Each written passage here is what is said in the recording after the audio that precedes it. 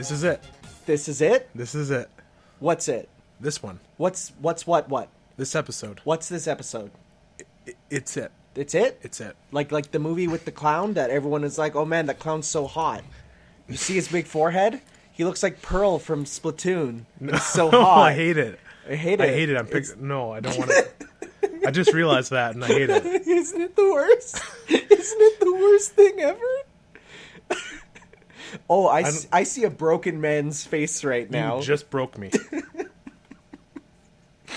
Okay. Okay, this is epic. Nino probably hated that. Okay. Hi. Welcome back to the best podcast intro of all time. Yes. No one has topped this. It's the Never. coldest raw stopen ever.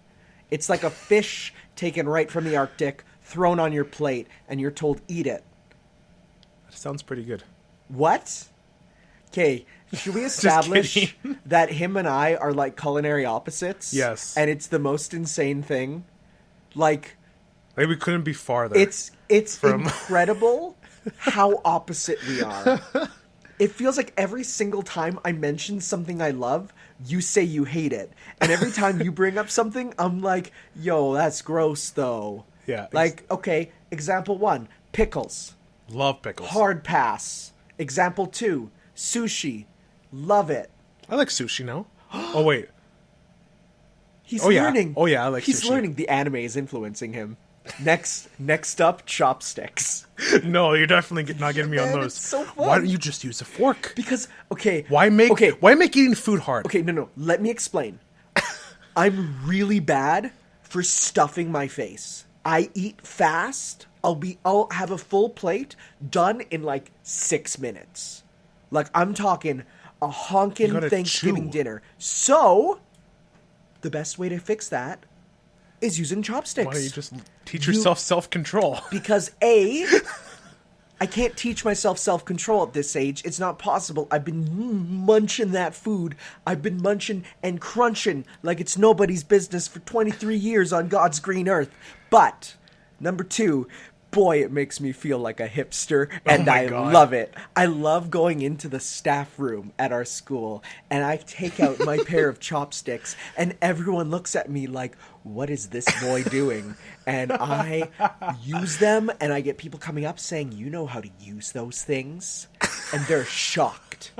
And then I get asked if I'm actually Asian, which happens more often than you'd think, even by people who know me. Even by people who know me. To which I say, no, I apologize, I'm not. But it's fun.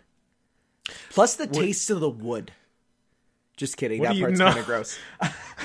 But nice chopsticks, like the nice lacquer ones. Oh, man, when you eat food on them, it's enhanced. Emboldened. I don't get it. I love it. It's fun. Plus it's fun. It just feels like, makes eating an adventure. It's like, remember as a kid, you used to get those, like, straws that you would have and you'd put on, like, glasses and they would go around your entire face and you'd suck up your drink and you'd see it going around. You never had glasses straws? No. I only remember the twisty ones. Yeah, well, imagine a twisty one twisting into the shape of glasses. I've never seen that so before. So it literally goes, like, across your head and, like, all the way around. Yeah, glasses. Twisty glass straw. Huh. Yeah. That's interesting. Anyways. Before we continue... Off this tangent of... Well, that was the intro. That was the intro, I guess. Before we go any further... Yeah. In the past few weeks, I've realized that we have a lot more listeners than I thought we did. Really? Yes. And I just wanted to say thank you for listening. Yeah. It's really cool. Yeah, it's awesome to be... Heard? Active... and... Thanks for ruining my train of thought. I was going to say, listen to when nobody else will. Thanks, man. You're welcome. It's my job. I just want to thank everyone for listening. So we're going to list you all off. Just kidding. We don't have that specifically. And hopefully you'll continue listening. And thanks for the support. And we'd appreciate it if you would spread the word and all that kind of stuff. Of us, not of Jesus Christ. Yes, because that's what spread the word means. It literally means tell people about the Bible. The word is the Bible. Spread the word about us is what we mean. Yes. We should also start introducing ourselves every podcast, Okay. So I'm Adrian. Hi. Oh yeah, I get. See, you're the one with that problem, I think. Most people say Tanner and the other guy. Yeah, So I'm Tanner, and he's the other guy. No. I seen the YouTube comments. That other guy sounds like the so-and-so. And I'm like, you mean Adrian? Yeah. There was a couple times when they got your name very wrong, too. Like, they got the letter A, and then the rest of it was completely off. And I'm like, did you get Aaron once, I think? Yeah, I think so. I was like, yeah, no, Adrian. Yes. Adrian. Like the blonde girl from Ace Attorney. Sure. Is that the way it's spelled? Yeah, it is. Okay. Yep. Then I don't have a problem. Yep. Okay, so let's transition into our weeks. Yes, let us.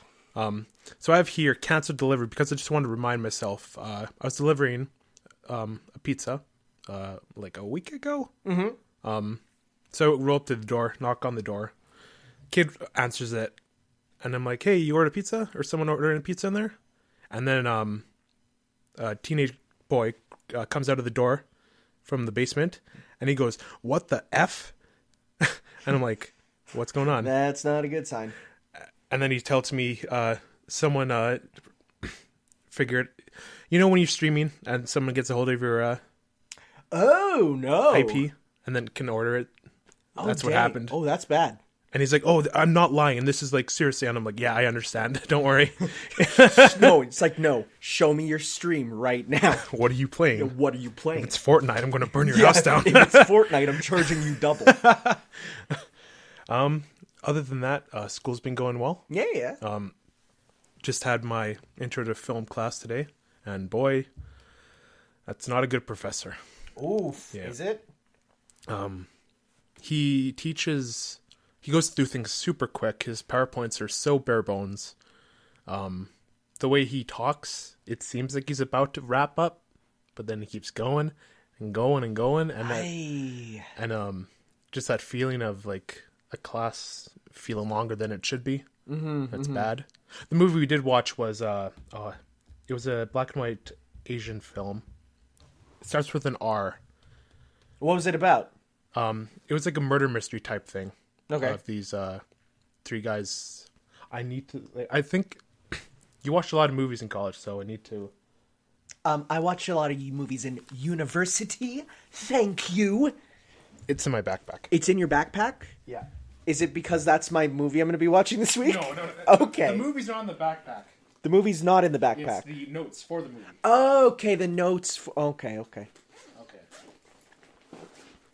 Sorry for being so unprepared. Yeah, disgusting. Taking out your school notes in this middle of this podcast. This gamer podcast.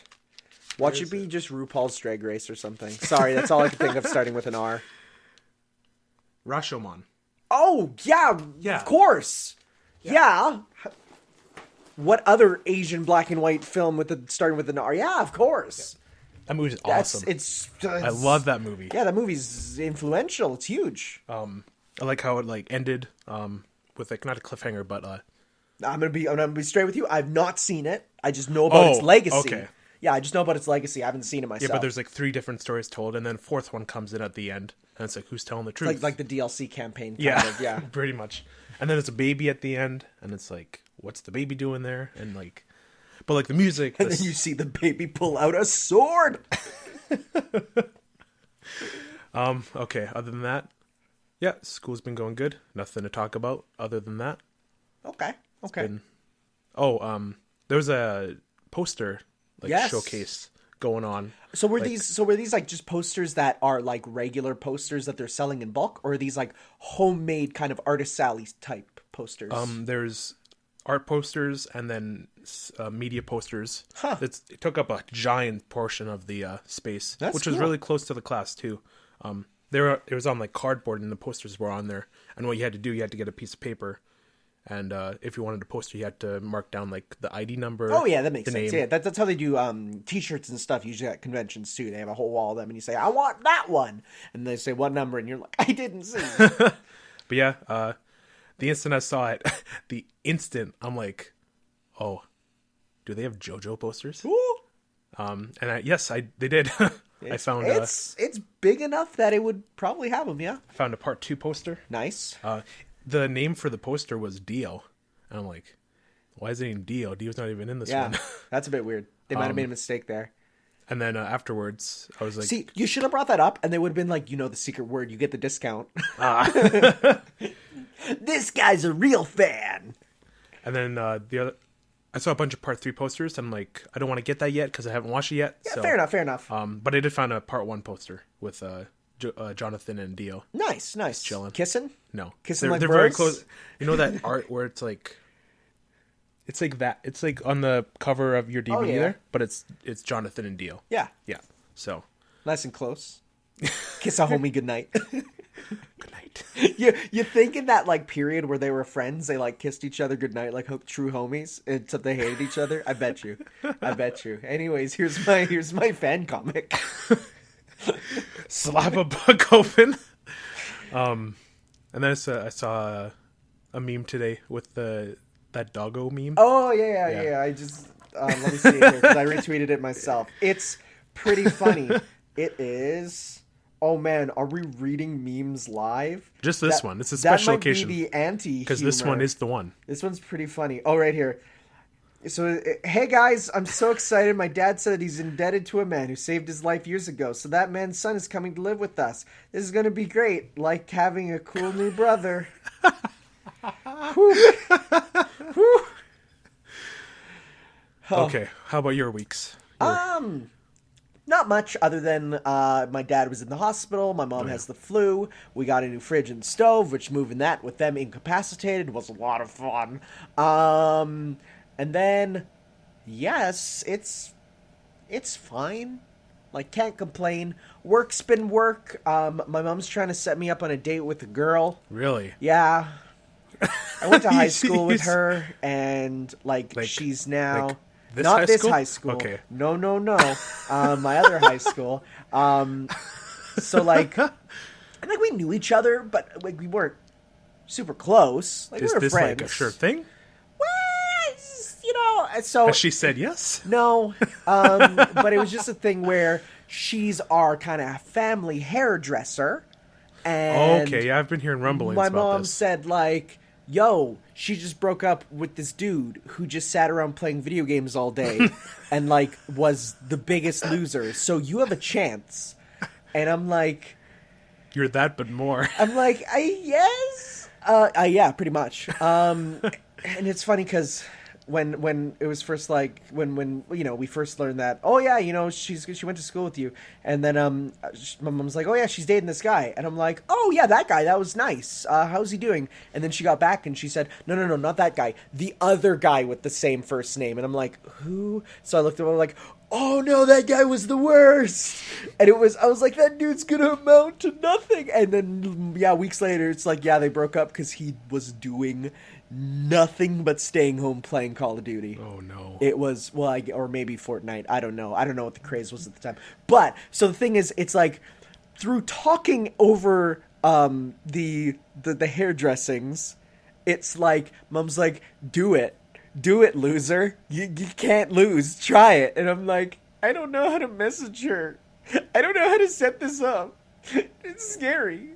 Why isn't it just like Persona, where if you just talk to a person enough, eventually they just fall in love with you and you say yes or no? And if you say no, you turn them down real hard. Unfortunately, that's not how it works. That's not how it works. You have to build up to it. I know, right? And then you actually have to do something yourself, and I hate that. But we'll see. We'll see what happens. Life is full of little things that may or may not happen, like the Final Fantasy VII remake. Which is good transition into what we've been playing. Yeah, right. Unless you're done. That's it. That's it. Go ahead. Oh, okay. Okay, cool. So I've been playing Smash Ultimate more. Yeah. Got all the spirits. Wow. Now that you knew that you just had to fuse them. Yeah.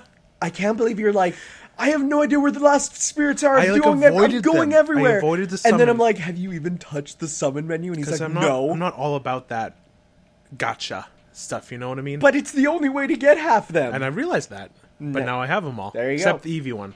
So. Well, you can get that through the spirit board. No, you need to get the present, and then it appears on the spirit board. No. Yes. It said they both will. Eventually. Oh, eventually. Okay, so they're not there yet. Okay. But if you have one, it'll appear on the spirit board. Okay. So. Just steal someone's Eevee game for a sec. That's what I'm thinking I'll do. Are you serious? That was a joke. Theft is a crime. Not steal. Just put it in my Switch and I think you have to have save data. Turn it on. Yeah, there you go. Yeah. Did all the Smash Board challenges. Oh, yeah? Those last 3 that you can unlock, they're not as difficult as it seems. Which ones? The ones in the top right corner there. Oh, yeah. Around the cloud one. Yeah. Yeah. Just takes a bit of YouTube searching and Yeah.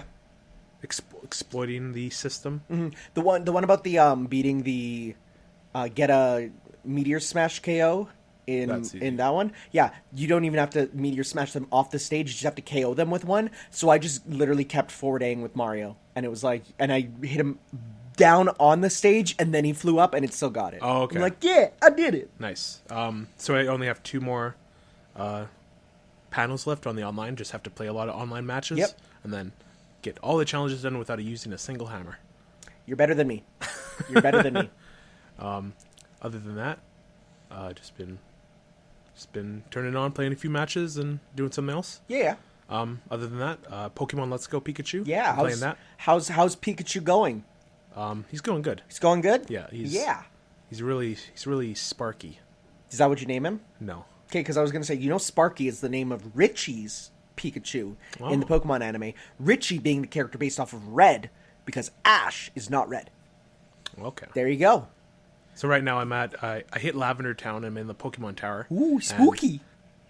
I'm not a fan of Lavender Town's remix theme. Oh, it's better than the original. Oh yeah, but I still don't like it. It never bothered me too much. The harsh spikes of the music. Yeah. Those I don't like, but I kind of like the other part where it's like more like unsettling. I'm really surprised they kept a lot of Lavender Town the same, because a lot of it's just like, yo, my Pokemon died. Yeah. And it's like every other game, it's like, no, they never die, because they never bring it up. And in this one, it's like, no, these dudes are dead. And it's like one of them's like, Team Rocket kidnapped my Pokemon and it died. It's like, oh, I see. Okay. Rock Tunnel was so tedious. Okay, now imagine that with random encounters. Oh, jeez. Yeah. No. It went on forever. See, I went through it and I got out of it and I'm like, oh, that's so much better. Oh, that's so much better. Because before, it not only had encounters the whole time, but they were high. Like, there was a high encounter right there. Oh, God. And it was all Zubats, all Geodudes, and it was that. I got through that and I'm like, that is so much better. But still, it took forever. It's the second longest tunnel in the game.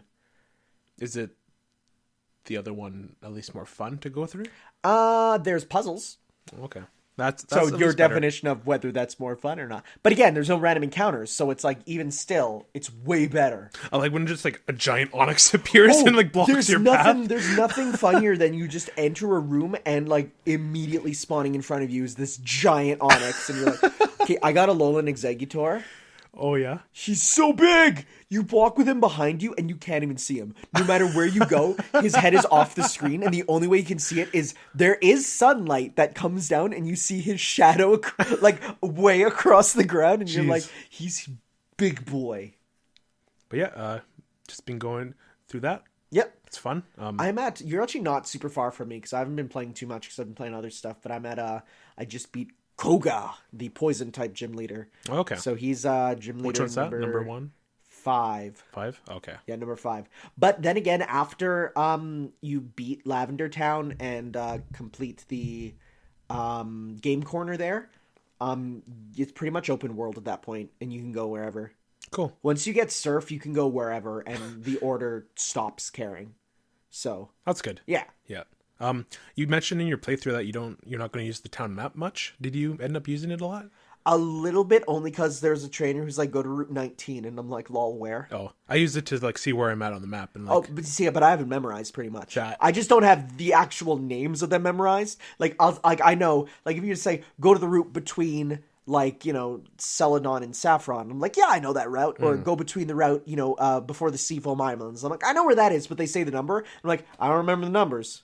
Like, I know like 1, 2, 3, 4. And then after that, it's a blur. Because okay. it's like I don't remember the numbers at the rates. Well, yeah, this is the first time I'm probably going to be able to, not be able to, but play through the Gen 1 Yeah. Pokemon for the first time. It's, in my opinion, the best way to. I'm serious. Having played actual Gen 1 and then the Gen 1 remakes, I think this is the best way. I think so too. Well, I mean, I've dabbled in the other runs, but this definitely feels the funnest way to play. The actual Gen 1 is really bad. Like, I don't think people understand. Actual Gen 1 is not very fun. Revolutionary for the time. What makes it not fun? It's slow. It's glitchy. Like, okay, there's a move called Bind, where a Pokemon wraps you for 3 turns, or 3 to 5 turns. Yeah. In that game, it wrapping you means you don't get to move for 3 to 5 turns, and it does damage to you over 3 to 5 turns. Oh, God. So if you poison someone and use that, that's it. You've won. They can't do anything for 3 to 5 turns. There's some moves that do the opposite effect. Focus energy, which is supposed to raise your critical hit rate, actually reduces your critical hit rate to 0. Psychic is supposed to be weak to Ghost. Yeah. They programmed it wrong. Oh, God. Psychic is not affected by Ghost. There was only, in this game, there's special attack and special defense, right? Yeah. There used to be one general special stat, which dictated both. So meaning, a Pokemon with a high special stat was broken, which means psychic types were broken with no weaknesses pretty much, and like glitched out everything. It was bad. Actual Gen 1 is kind of a trash fire. It started it all and is awesome for doing so, but good grief, is it broken? Sorry. Yeah, you're looking at your phone. And Set 3 just shipped, so oh, we'll get to it. woo, yeah, we'll talk about that. But yeah, I like that you're not the only person who doesn't like using non-offense attacks. No, but that's everyone. Okay. I thought I was literally the only one. No. In Pokemon, the only people who use the non-offensive attacks are high-tier strategy players. Okay. On a playthrough of Pokemon, no one's going to complain about you getting 4 attacks. Because that's how Pokemon is until you get to the competitive scene. Because in the competitive scene, you don't have to worry about PP. You don't have to worry about your stats, because your stats you do, but you don't have to worry about your levels because it's all even. So once you get there, that's when the strategy comes out. But no, for a playthrough, I don't know a single person who does anything with there's some non-offensive moves that some people use, like maybe a status one. Yeah. Like I still love Toxic, and the only reason I love Toxic is because it's a special type of poison that every turn does incrementally more damage. So first thing, it'll do like 5 damage for the HP. Second turn, 10. Oh, okay. It's 20, gradual. Okay. 40, 80. Toxic is deadly. I like that. I also like using those speed boost ones if the other Pokemon is like hitting you first all the time. Yeah, it doesn't bother me too much. I usually tank the hit. It's usually fine by me. That's fair. So that's Let's Go Pikachu. So now to go to the most opposite game possible. Resident Evil 2. Yep. One-shot demo. Did you play this? I did not. No? And I'm actually, and this is going to sound horrible, I actually canceled my pre-order for it. What? And the reason why is because Kingdom Hearts is coming out. I guess. And like honestly, I'm looking at it and I'm like, with school, I don't have the time to beat Resident Evil 2 in the time Kingdom Hearts 2 coming out. So, but what I did say is, I'm going to get this game. But knowing it's a Capcom game, it's going to be on sale in about 2 months. I mean, even with it being awesome, it's going to be on sale. They always put their stuff on sale. Street Fighter V was on sale like right away after it came out. Like they always did. Monster Hunter was on sale right after it came out. And so that's why I'm like, and plus there's going to be DLC updates and stuff. So I'm just going to wait a bit. Okay, that's fair. I'm going to wait, see how it goes. And then, I'm excited for it. But I was just, and it doesn't help that I was just given a code for a certain other game that I'm playing right now. And I'm like, man, I'm playing that right now. That's new. And then this is coming. I'm like, so I was just like, you know what? I'm going to hold off on it for now. That's fair. As for the actual game, I started playing out. I was exploring, and then I remember that I'm timed. Yeah. So I just started running. Wow. I cannot wait for the full game. It is so thick with atmosphere. It nails it perfectly. I like when Leon, he shoots a zombie, he like swears. Yeah, I saw that, yeah. Which makes sense for a realistic person in the situation. Did you see someone was on the Steam forums being like, I can't play this game, there's cussing. And it's like, dude, this game is rated M. What did you expect? And like the gore is intense. Oh, it's so that's okay. So much. But not the swearing? I guess. Right? So that's hilarious. Then they had the trailer at the end, which just... Did you beat the demo? Yeah, I did. Oh, you beat it? Yeah. In the time? Yeah. Wow. With about like 8 minutes left. Wow. Okay, I heard a lot of people couldn't do that. Yeah. Yeah, it just ends when you get back to you're in the main hall and then you go. Yep. In a way, you come back and then you go again and then you come back and that's when it ends. Yep. That's the beginning of Resident Evil 2. Yeah, but they showed a trailer and there's monsters there. It's like, yeah. What the hell is that? Oh boy. Oh, you have no idea. See, and I've watched multiple playthroughs of Resident Evil 2 because it is, like, again, Hideki Kamiya's baby. And it is... Is he attached to this one at all? Oh, not the remake. Okay. But his fingerprint is all over it for sure. And yeah, there's some stuff in that I'm looking forward to seeing, especially some of the stuff that people were worried they'd cut out for not fitting with the tone. And I saw footage of it being in, and I'm like, yes. The costume? Stupid garbage. No. Oh, okay. No. It's a boss. There's a boss that okay. people thought wouldn't be cut because it's almost too silly. Like, it's too silly and weird and kind of Japanesey. Yeah. But it's in, and it's like, you look at it and you're like, oh, it's so good. I'm not going to say what it is, but people who are listening who know, they know. Yeah, because this is the first time I'm going to be playing Resident Evil 2, so. Yeah.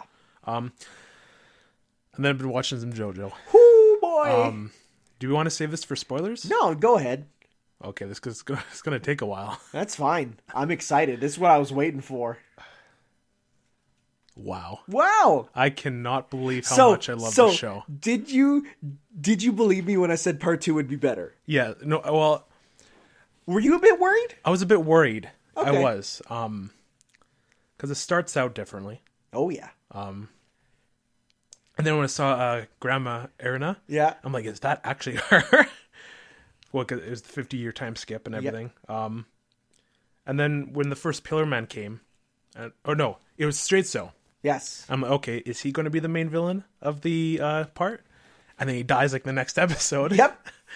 And then the Pillar Man, well, I'm not sure what his name is. Saviento. I thought he was going to be the main villain because he's like the one in the tree. He's pretty. Like, you look at him and you're like, that's a villain, and then he kind of goes away. Yeah, a bit. Between then and now, there's the cross-dressing scene with Joseph. Oh, by the way, love Joseph. Isn't he the best? So cool. He's so funny. He's a lot of people's favorite. I appreciate Jonathan, but I like Jonathan in his own way.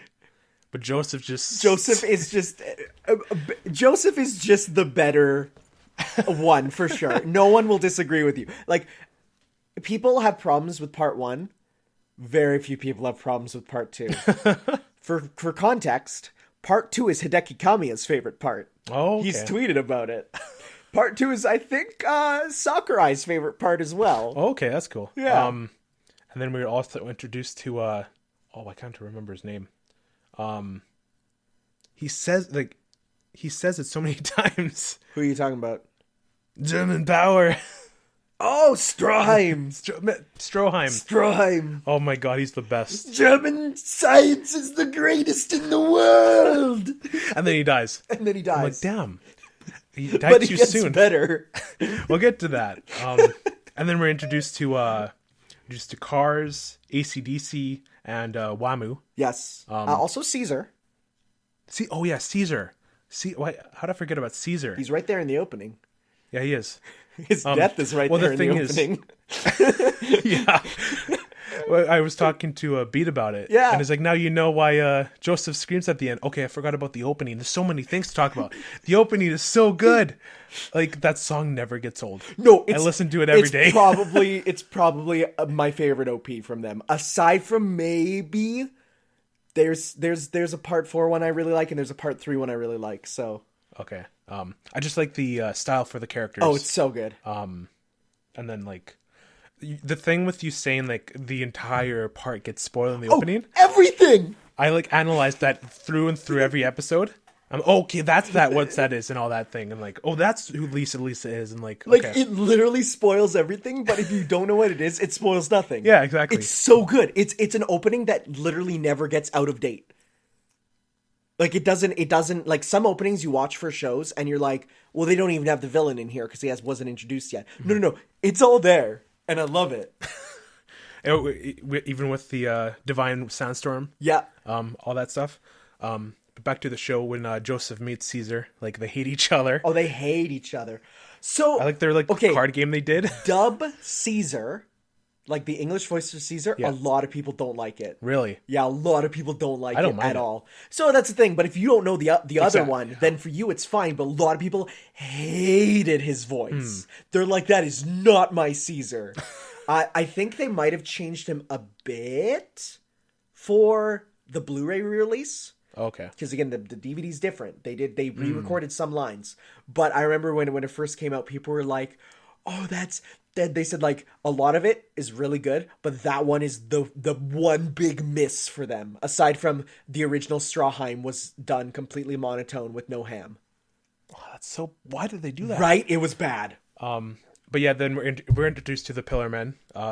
I'm like, okay, these guys are the main ones. And as the soon as you theme- hear the theme, ay, and I'm like, that's what this is from. It's so good. I was like, this is what that's from. Okay, You've heard it before, Yeah. right? It's so iconic. And then like Joseph trying to get out of that pickle, and then he gets the rings put into around his heart, and then on his throat. I'm like, what's going on? And then Cars is just chilling outside. I'm like, okay, he's obviously going to have something later on. And then we meet Lisa. And then they do their whole training thing, which I really liked. Climb up this pillar of oil. Last the entire episode. But it was so hype when he when Joseph went against the shooting part of it onto the other side. So good. And even Lisa's like, oh my god. And then I'm blanking around the middle. That's when they're on the AC/DC, island and yes. AC/DC comes and attacks. That was like insane. Mm-hmm. When the tendrils coming out of his fingernails and all that. And then the ending to that episode where it's like he's the brain on the back. Just I'm like, brain on what? the back of him. How does that happen? No shut up. JoJo is the most no shut up thing ever. Some things you just gotta accept. Then he not really possesses, but like Kind of possesses Suzy Q. Yeah. That whole thing happens. But And again, I was shocked when he said Suzy Q because I'm like, because in the subbed version, they couldn't say Suzy Q, so they called her Suzy Quattro. Oh, okay. Because Suzy Q is a name that like is for a band. Mm-hmm. And then I guess they went back and they're like, nah, it's fine. We can risk that copyright. But yeah, that happened. And then they went to, what's the place? The snow place. Isn't it just Germany? No. Because it's under German. It was, but it's a specific place that, like, I should know the name of. Oh. Switzerland. Yeah, I think they went to Switzerland. Yeah. And then, yeah, that's one thing I love about part 2. It's globetrotting. Yeah. You go to which I really Mexico, like that. you go to New York, you go to Italy, that's one thing that I really love about it that you really don't get again, sadly. Like a lot of them are set. Now, a lot of them represent the cultures of their parts really well, but they're mostly set in one place. Okay. And then we see the Germans in the car, and I'm like, that is the title of the episode. Yes. Is Dr. Stroheim's Revenge. I'm like, oh no, he's coming back. And then at the end, okay, by the way, Cars, like when he revealed that he has those like arm slicers and cuts that car in half, I'm like, whoa. those arm blades are so cool. And also, so the arm blades were a part of the main character of the author's last manga. Really? Like, it was such a cool idea. He's like, I gotta reuse it. But the end of that episode, where it's like, no, it was someone recognized Dr. Stroheim. Or maybe it was just the reveal. The hat splits open, and he's a cyborg, and then does that at the end. And I'm like, what? I literally went, what? I love Cyborg Stroheim so much. And then he has the turd in his Opens stomach. up his stomach, and there's a full machine. And he's like, German science is the greatest in the world. Brrr. And I like, so good. This is where it started being like, okay, this is one of the best things I've ever seen in my life. And then the part where they're the Redstone of Asia is like falling. Yeah.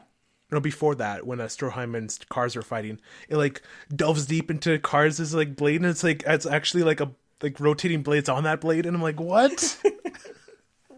And then the whole thing with chasing the Redstone, and then it throws him off the cliff and all that, and Joseph like uses the icicles as a rope, and Caesar's like, I wouldn't have even been able to think of that. And then they go to and then Joseph and Caesar have a fight because Caesar's his whole family heritage, and we delve deep into that, which I really liked. And then he dies very Caesar!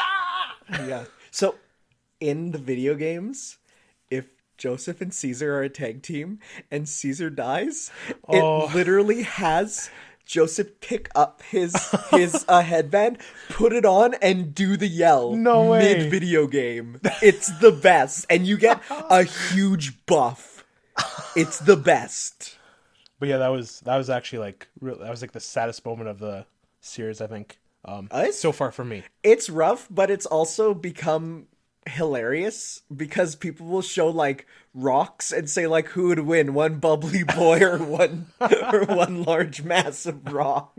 He did a lot of damage to Amu though. Oh yeah. And then I was really thinking like the title 2 against 100. I was thinking it's going to be some sort of giant battle, but it wasn't really. They were like, if you want the Redstone of Asia, we're going to do a 1-on-1. Yeah. Between both of us. And that army they had didn't really come into play. Didn't really do much, yeah. No. And then the chariot battle. Whew. I'm like, vampire horses? Chariot battle? Vampire horses. And I'm like, where is this going? And I'm like, this is the beginning part where I'm like, okay, I'm going to finish this this part tonight. So they do the thing, and that cherry battle lasts like 2 episodes, and it's like the best thing ever. Where they shoot like the cannons off the walls and like hit each other, and then like Wamu puts puts himself into the crossbow, and he kills the other vampires because like they're being dishonorable. Yeah, and I'm like, what's going on? And no, Wamu's a bro. Wamu's a bro. Like even though he's an enemy, he's a bro enemy. Like, AC/DC wouldn't hang out with him. That dude's a freak. Yeah. You remember when he just cried randomly? Yeah, I'm like... Yeah, I don't really get... I think that's just him messing with Joseph.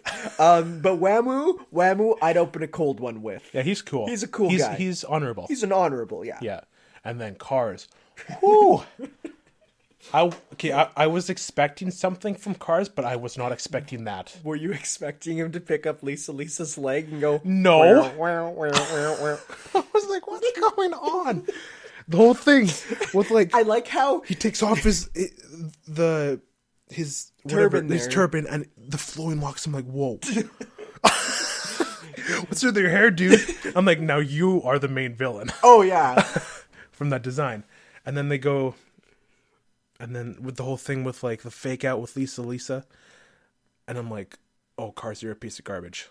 And like this is where I'm like, I hate Cars. And then Stroheim shows up. I'm like, no. He shows up with big dumb lights on his shoulders. I was like, no way. I mean, I guess that's one way to kill vampires is have a Nazi come up with 2 big headlights on.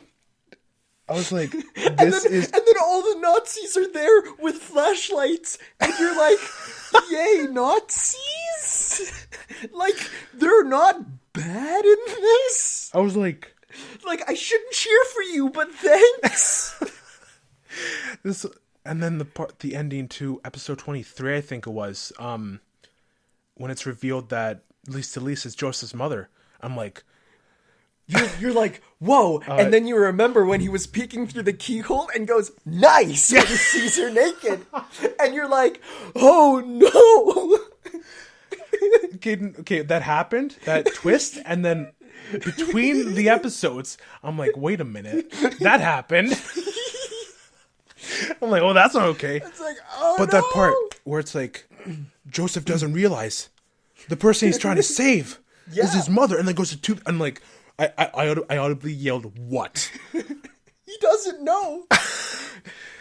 Well, and then Speedwagon and the kid shows up. I'm like, okay, this is it, and all that. And then next episode, where it goes through the past of Lisa, and I'm like, what? Lisa was the baby on the ship, and I'm like, they have bigger ties than like you would have thought, and all that. I'm like, this is so cool. And then at the end, when Stroheim's about to kill Cars, he turns around and he has the mask and the Redstone Invasion. I'm like, what again? I'm like, I cannot believe how hype this is. I don't know if you know, but in the opening, it literally shows him mask on with the sun rising behind him, and he's not dying, showing that he's now immortal. That's in the opening. Yeah, it is. Yeah, right? And then, oh my god, this guy... Cars is literally unstoppable. He's the ultimate life form. He can... The thing with the squirrel... Yeah, he can turn his hand into a squirrel. And then Stroheim's like, no, don't! It's going to kill us! Okay, but there's something that it, like, there's... I need to show you this one panel from the manga, which is the greatest thing. I'm going to type in ultimate life form Cars. Because right here, yeah, because it points him out. And it says the funniest thing ever. It's kind of badass, but it's kind of funny. Okay, so it looks all this stuff, right? Holy. And it's saying favorite food, human turned into a vampire, can stay active. It talks about sight, same as a space telescope. IQ 400. Antennas can detect heat and air movement. Sex, useless. Sex is useless. The lower the life form, the larger its offspring, because the death risk is high. Therefore, a perfect being doesn't need any descendants or fellow. There is only but one summit. When I'm like, Dio has nothing on Cars. This is the perfect being that Cars has turned into thanks to the redstone. 1, he is now invincible. 2, he will never grow old. 3, he will never die. 4, he holds the whole power of the living world concurrently, and moreover surpasses it. And he has the beauty of a Greek sculpture as his basic appearance. That's insane. Isn't it the coolest? Oh, this guy is insane. He's so cool. And they couldn't even kill him. They'd shot him into space. And that whole thing with, when they did the theme from the first part, as they shoot him into space, I'm like, I couldn't believe it. I couldn't believe how good this is, Tanner. But my favorite thing is the last thing we hear for Cars is he's in space, he's frozen, and eventually he stopped thinking. You just like when you're up in space frozen you can't die. You're stuck for billions of years. Eventually, you just stop thinking. That's... Oh my God. So there's so many people who are like, boy, I sure hope Cars crashes back into Earth someday. Okay, so there was a thing. Okay, yeah, gotta talk about this. Yeah, there was a icon on YouTube, and it says, it was old Joseph as a thumbnail, and it says, JoJo Part 3, Cars Returns, and I'm like, no. Yeah, no. I'm like, at first I'm like, oh, damn it, I got something Part 3 spoiled for me, and then later I'm like, how could Cars possibly come back? He's literally going away from us. Going away forever. Yeah. And then I was talking to Beat about it, and he went to watch the video, and it was just some sort of stupid meme with the movie Cars meme. So I'm like, thank God. But I will let you know, there is one thing where Cars comes back in. And let me tell you, that thing is a horrible, horrible novel that every JoJo fan makes fun of. All I'm going to say is Cars in Space crashes onto the moon, actually. 35 more cars from different timelines also crash into the moon. What? They all chill on the moon for a couple hundred years. Wait, what? Yeah. It's a anniversary novel for JoJo written by a different author for the series. And it is the single worst, dumbest, biggest waste of time in the series. It is okay, so JoJo is buck wild bonkers, right? It's the one where people say, that's too much. You know, okay, so that's a lot to say. Do you know who Joseph's dad's name was? Oh, George. George Joestar. Yeah. It's a novel called George Joestar. And it's supposed to be about his adventures, right? Okay. It's the worst. So all I'm going to say is, when you're sufficiently caught up to, let's say, oh no, you won't be caught up for a long time. But let's just say that one day I'll share it with you once you're further into the series, and you will be aghast at where it goes. It is non-canon. It is the worst thing ever. So that's the only place Cars comes back. One thing I like is that Joseph uses the plane to get away from Cars, and that connects to his father. Yeah, I really like that. Yeah. And then when they're crash landing, the plane literally hits Cars, and I'm like, "You think this piece of metal can stop me?" And then like he's about to like come up and kill Joseph, and then Stroheim's arm comes up behind him. I'm like, no way! And he's like, did they even explain how he got on the plane? No, shut up. He's just like, I'm here now. That's the best. And then the part in the volcano where it explains how like Cars like survived in the lava. He like it's so ridiculous. He like an air bubble around him, and then another layer, and then he comes up in the little crack and cuts off Joseph's arm. Yeah, and that stays. That's a thing that doesn't get fixed. No. And then the ending. You mean like the epilogue, right? Or no, that's the ending first, where Joseph crashes his own funeral. Yes. And it takes him a few minutes to realize what's going on. Yeah. And then he gets mad at Suzy Q. And then the time skip, the 50-year time skip, with old Joseph in the airport. I hate the Japanese. And then it's like, but I really like they make really cool electronics or whatever. Oh yeah. And then he clicks in the tape, and then he presses play, and it cuts to black, and it starts playing a stream. And I'm like, yes, it was so good. Did it show the jail cell? Yeah, we're getting there. Okay. I just because in the original airing it didn't. Oh, okay. That came later when they re-aired it, and then they added that back in to tie into, hey, guess what we're making next? Well, the credits were rolling and all that, and I was talking to Beat about it. And then the credits ended, and then, a post-credits scene. And then they're like on the ocean and everything. Sorry. And I'm like, I was sorry, I didn't know it went there. And they're talking about like, this chest, I wonder what's in it, a bunch of treasure. And then I was like, okay, whatever. I'm like finishing a message with Beat, and I look up, and I'm like, that just looks familiar. And then it snapped, and it clicked, and I'm like, oh shit. And then I went to the jail cell and showed Jotaro, and then did the to be continued, and I'm like, I freaked out. It's a good cliffhanger. It was so good, like with Jotaro just like looking out of the jail cell and all that, and I'm like, oh my god. And now I have set 2, which has the first part of part 3. First part, the first part of Stardust Crusaders, and you have set 3 coming in tomorrow. Oh my god, I cannot wait for this part. Oh boy, man, the opening to the first, because part 3 has 2 openings, one for the first half, one for the second. The first opening might be my favorite. Really? It's really good. Now the second theme for it is not as good as a song, but it is really great thematically. Okay. And you'll see what I mean by that. But definitely the first one is such a jam. It's the pinnacle in my eyes of the 3D openings. It's so good.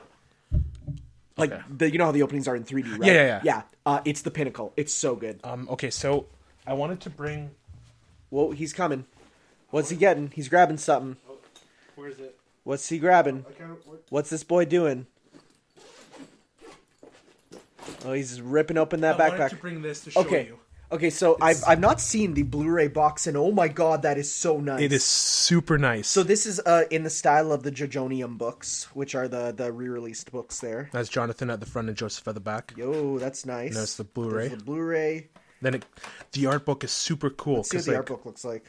At the beginning of every... Whoa, it has full storyboards. Yep. And at the start of every episode, it shows the process of what they... Sorry, I thought that was Dio. Like, I'm going to be real here. There's a picture of Erina kissing Jonathan, and literally, it was half covered. Oh, it's covering her ponytail, and I thought it was Dio. And I'm like, did my joke come true? Was that something they did where they're like, yo, but what if they kissed, though? But it's super... Awesome. It's super interesting, like what they. So you can see the. Oh man, there's that pose. Yeah. You can see the like exactly how they framed it to look like the originals, and oh man, that's so good. Yo, that's dope. Now I'm real sad I didn't grab this myself. And then the next the one in the set 2. Oh it's like completely different too. Oh, they have the full English cast here. Let me see here. Yo, Robbie Damon plays Smokey. Yo, that's Prompto. Oh, it is. That's cool. That's cool. Wendy Lee is Lisa. Yeah, that works. That works really great. You know why? Why? Wendy Lee is just like Lisa. She sounds like she's 20, but she looks like she's 60. It's a bit weird. KG Tang. Ray Chase was Donovan?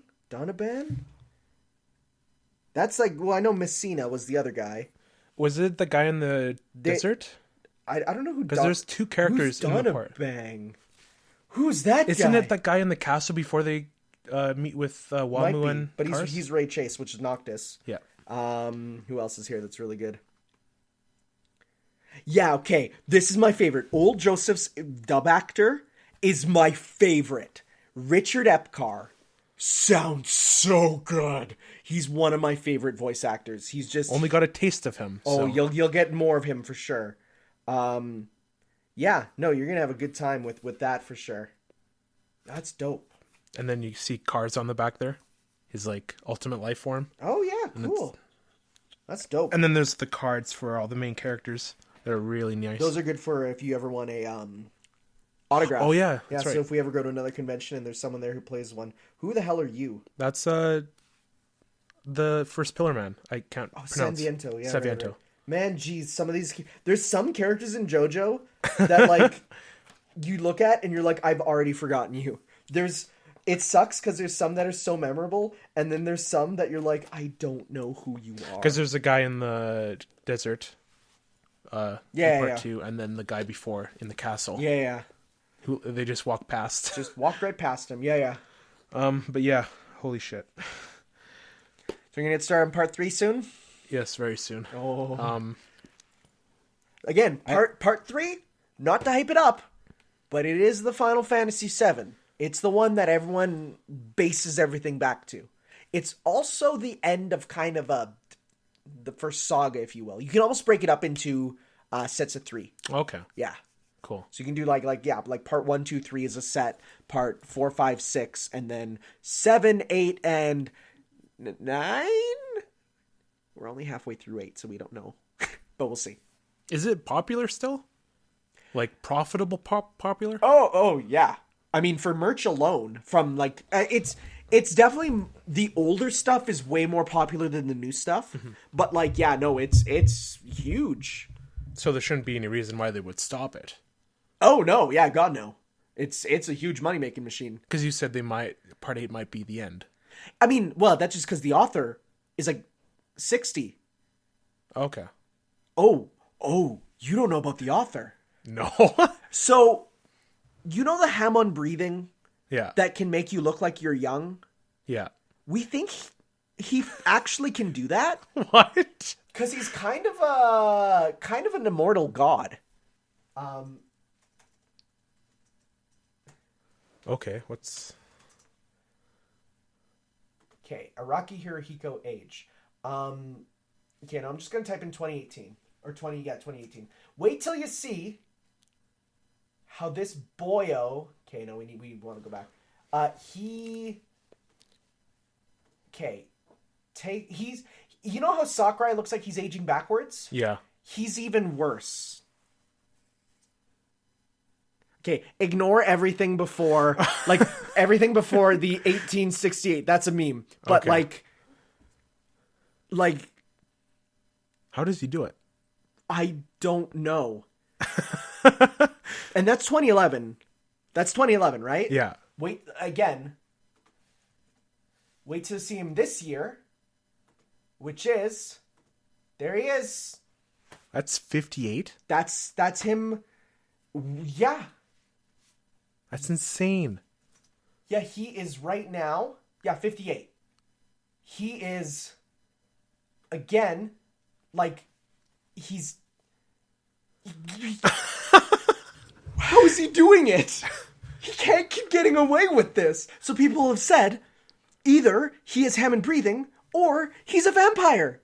And obviously he shared a secret with Sakurai. Because Sakurai, again, this Sakurai, the smiling photo here, so old. looks way older compared to now. Like, we think they have a little What if thing going on. Sakurai's the vampire? Yeah, it might be. It might be. It's crazy. But yeah, so he's a vampire. But he's getting up there, and, you know, he might want to move on to something else. He originally, we thought that he did, because part 7 was originally, they said, like, it's a brand new thing. And then later on, they're like, just kidding, it's another JoJo part. So maybe he'll move on one day, though. But we'll see. But He obviously likes what he does, though. And he does do other stuff. Okay, want to get into some crazy stuff? Do we have time? Well, just, yeah, I mean, whatever. I'm going to type in Jojo Gucci, and you're going to look at me like I'm weird, and guess what? Jojo Gucci was a real thing. What? There was a Gucci collection that was done by the creator and featured characters in Gucci clothing. Jojo characters. And it got a literal JoJo Goes Gucci manga, which is a one-shot manga about the characters going to Gucci to buy clothes. Because that's number one. Do you know about the Louvre in France? No, of it, yes. There's a JoJo Goes to the Louvre manga where they literally went in Paris and had a JoJo exhibit. So he made a manga about a JoJo character going there and going on a bizarre adventure.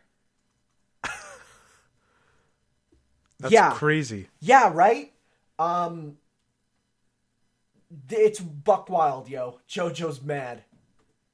Anyways. Man. Good series, huh? Like, this is probably unironically one of my favorite things ever. It's so good! It's so good. I can't stop thinking about it, you know? Oh, yeah.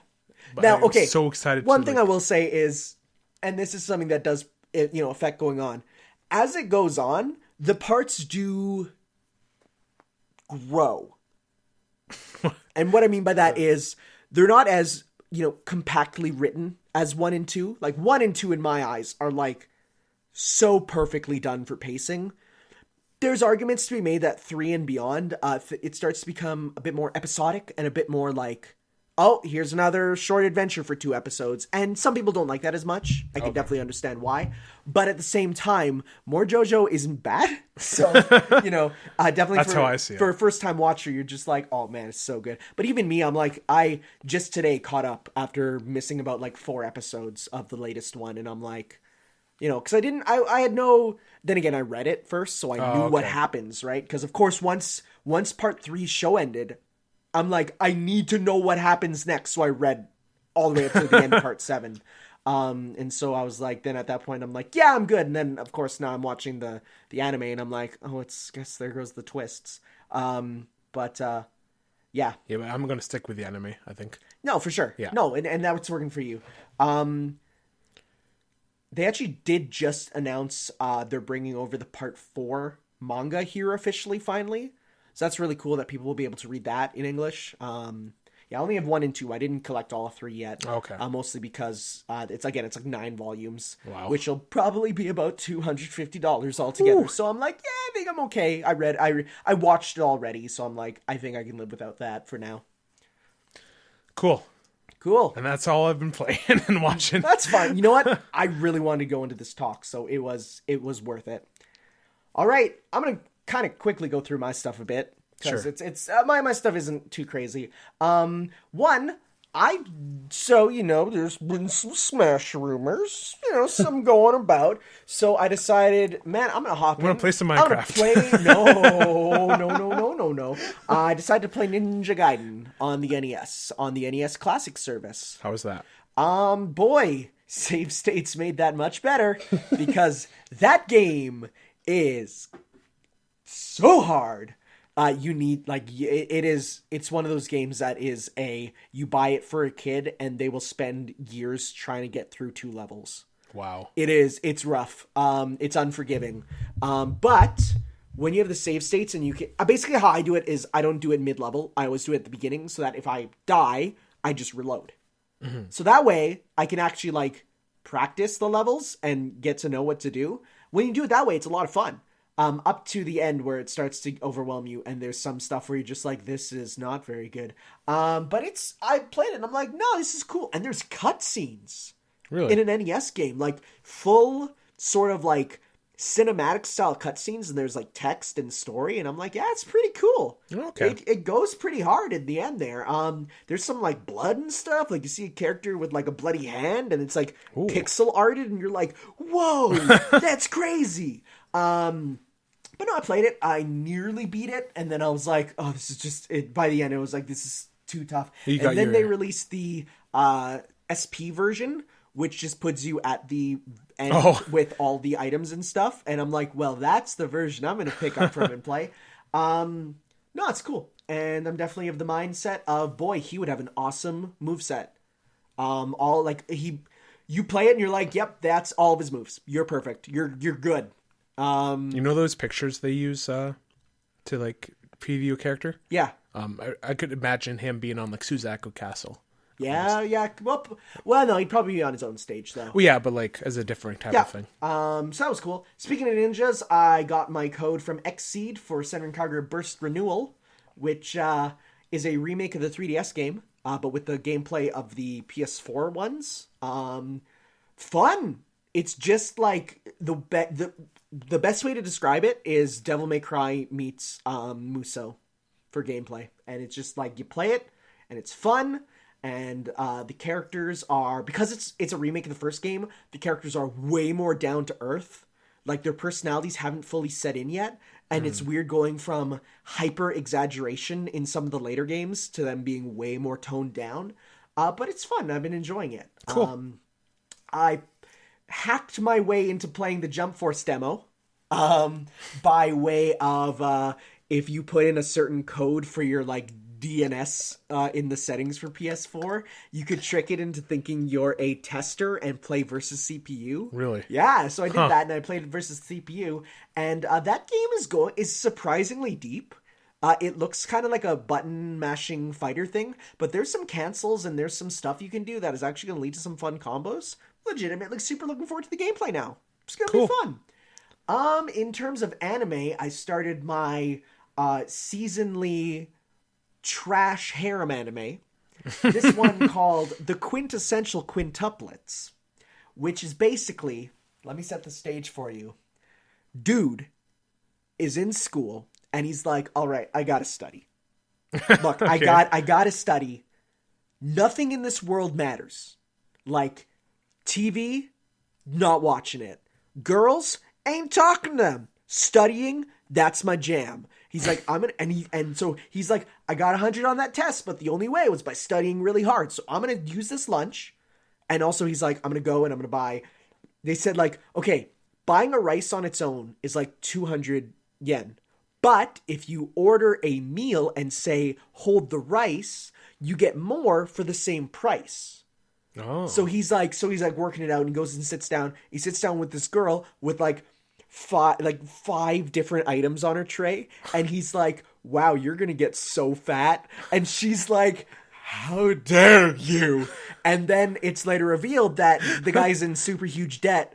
And he's like, hey, we found a family who, like, if you tutor them, will get, like, huge mega bucks. And he's like, oh, yeah, for sure.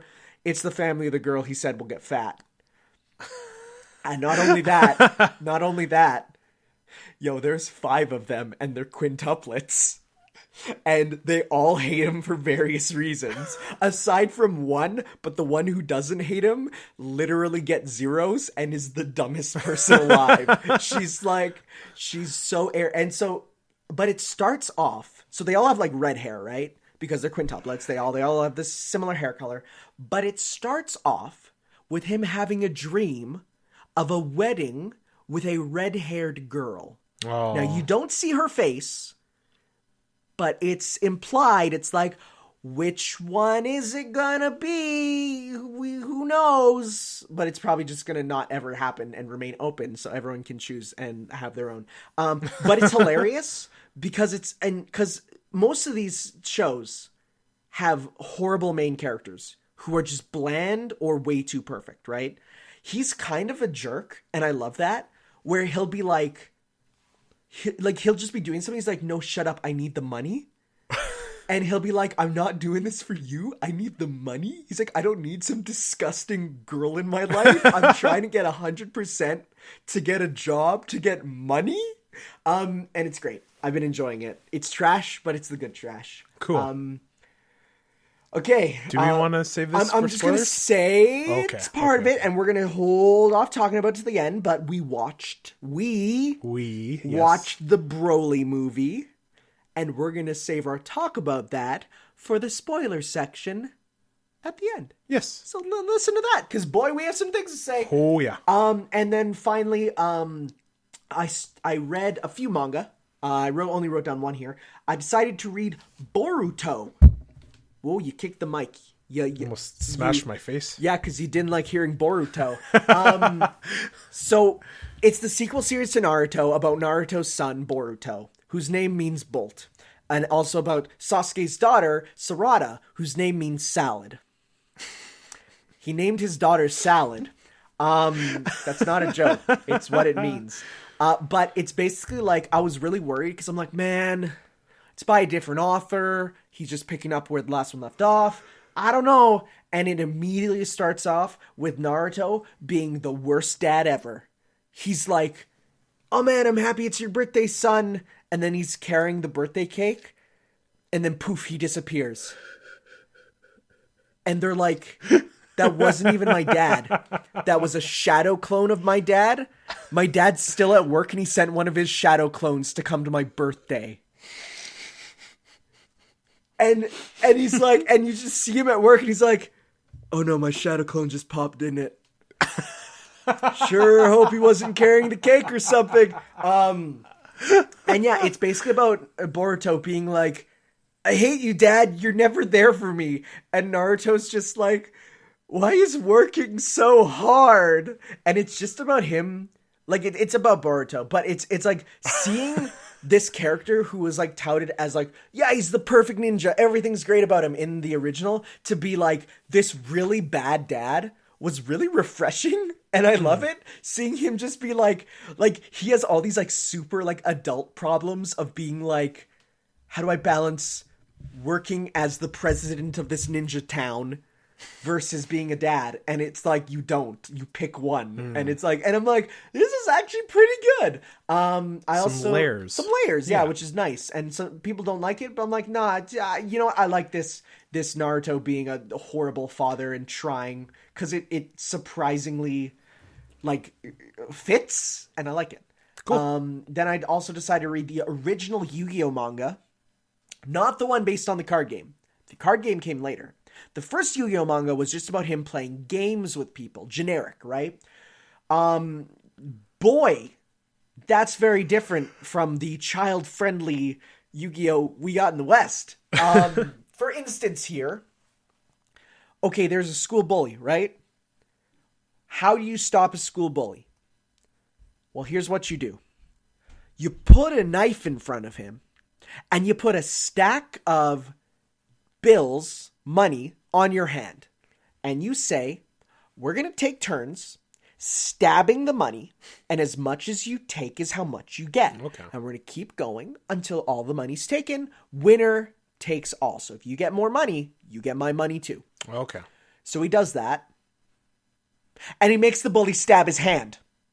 Right through. Why? Because he's evil. And then he takes his soul. Yugi, the main character, the hero. As you do. And then later on, he's like, there's a gunman holding his friend hostage at a burger place. And he's like, let's play a game. You only get to pick one finger on your hand that you're allowed to move. You can do whatever you want with that finger.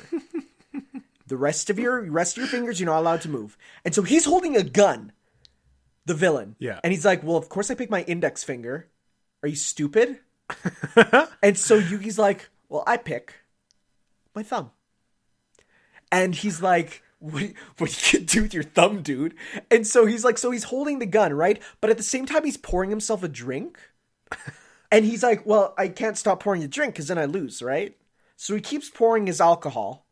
And Yugi takes out a lighter, flicks it open, and lights it with his thumb, places it on top of the other guy's hand, and says, that's pouring the drink, and says, all right, you've lost. And he's like, what? He's like, you can only move your index finger.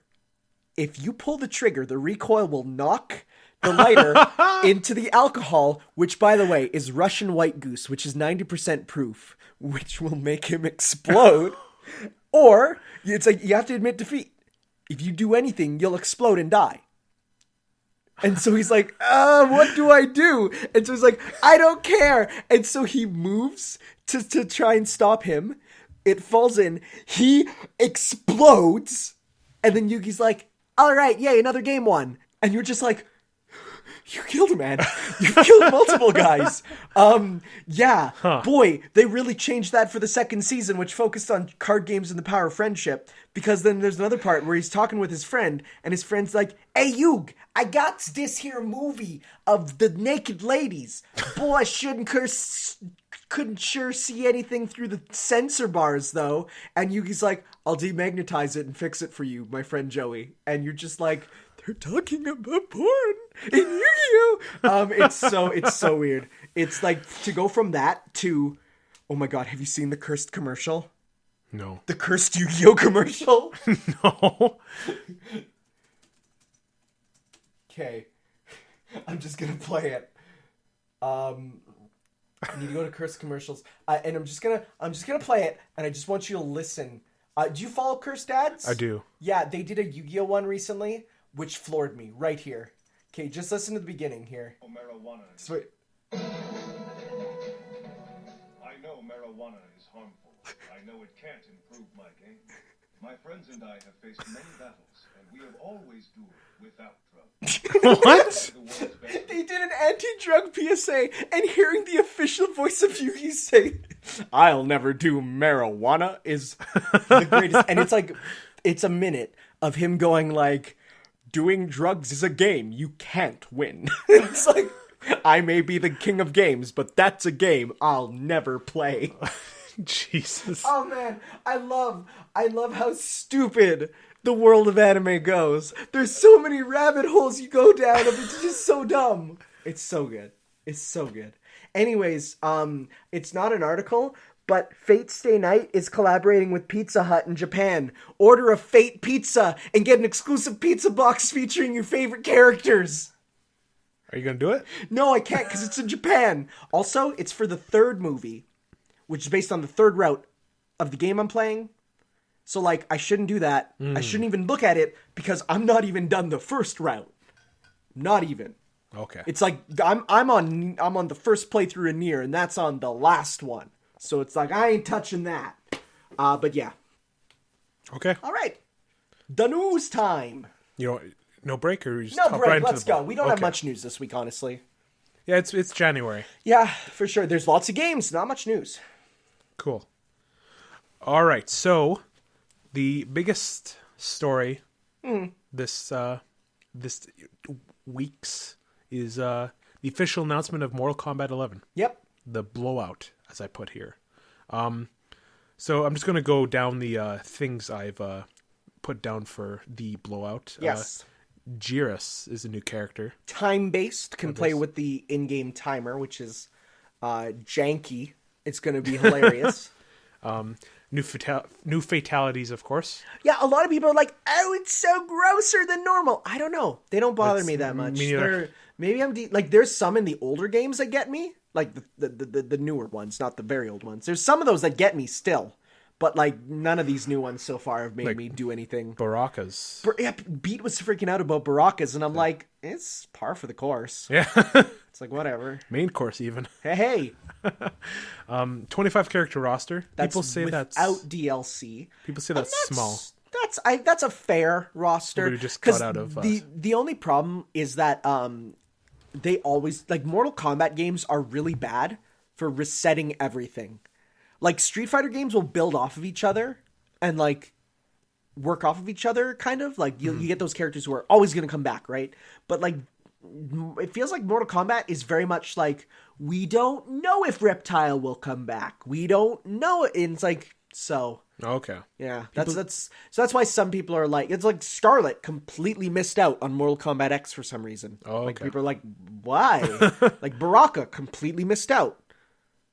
Interesting. Like, he was like, the only Baraka in Mortal Kombat X was the for the Xenomorph, you can make him be a Baraka like based Xenomorph, because it's implied that the Chestburster came from a Baraka, so it has Baraka like stuff when it comes out. So, but it's like, again, there was no Baraka. Now there was a Baraka NPC you could fight. It's like, it's weird. Huh. It's going to be Injustice 2 levels of customization. So this is a big bad thing for the competitive field. Yeah. I'm not a fan of deep customization in fighting games, honestly. Like, if it was all cosmetic, that'd be fun. But the fact that it's like, so like, thankfully there's no stats tied to it. That's bad, where you can just make a character who is better. But even still, people are like, picking and choosing special moves leads to problems in tournaments, especially with stuff that's banned, stuff that's not, so that's one that is a bit of a knock on the game. Beta's on March 28th. Okay, one thing you don't have here is the meter system. So it has now 3 meters, one for offensive moves, one for defensive moves, and one for supers. And the 2 offensive and defensive ones refill automatically. Not like other fighting games where it's either you take damage and you get meter, or you give damage and you get meter. They refill over time, which is not good at all, because then that means you can stay in the corner and guard and get free meter, which leads to intense turtling. Every major fighting game player says that this is the worst decision and could kill the game immediately. Yikes. Because meter management is the most important thing for fighting games. It's how much meter do you have? What do you spend it on? Do you wait for a super? Do you use it for an enhanced move for combos? Do you use it for maybe a burst or something defensive? So by separating it, you're already like, okay, well, this person can not have to worry about spending their, like, it can be willy-nilly with their offensive stuff because they have their defense. But even if they use their defense, they get it back for doing nothing.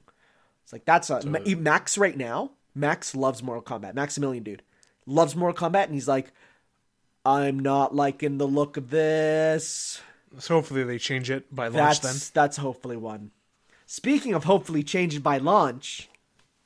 Go ahead. Ronda Rousey is Sonya Blade. Why? What's wrong? Ronda Rousey doesn't believe that Sandy Hook happened. What? Ronda Rousey is one of those people who's like, 9/11? Maybe we need to look at it a bit more.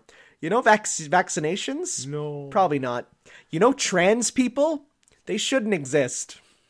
Ronda Rousey's not a good person. Oh, I didn't know that at all. Yeah, Ronda Rousey. So there's all these jokes going around Twitter of like, Sonya Blade, I will avenge my family.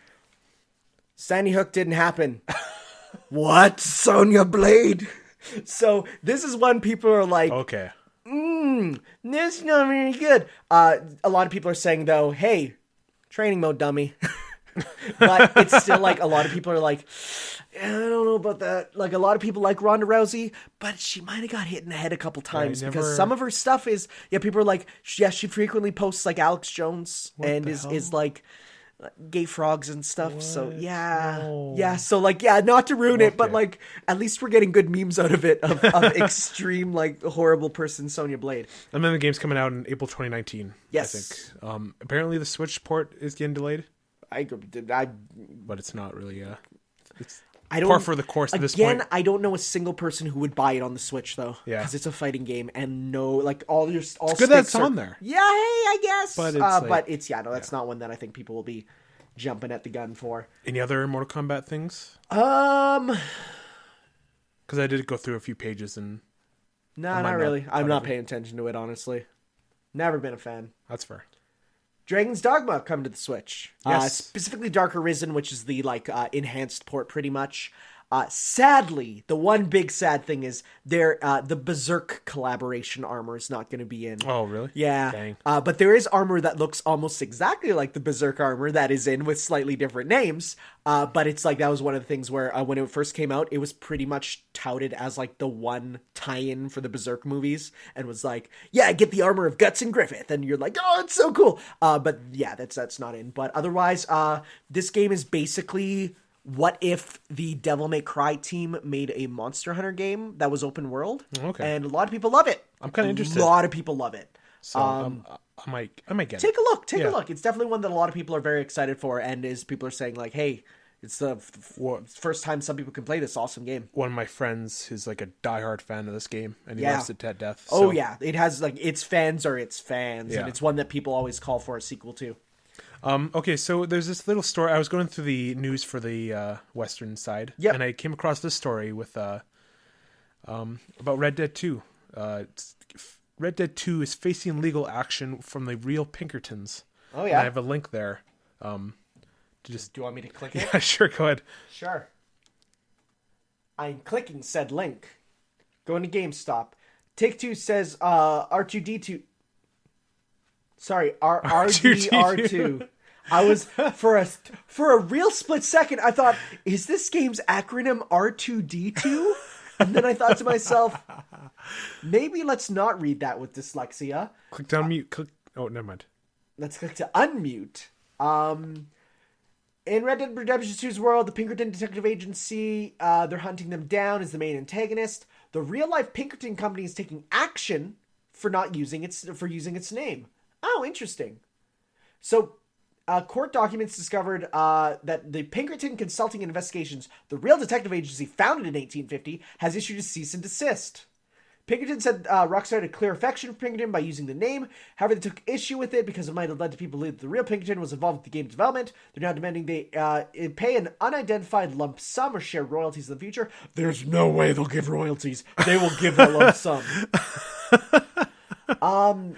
On the other side, Take-Two says that the Pinkerton's use in Red Dead 2 is protected under the First Amendment. Put simply, Pinkerton cannot use trademark art to own the past and prevent creators from including historical references.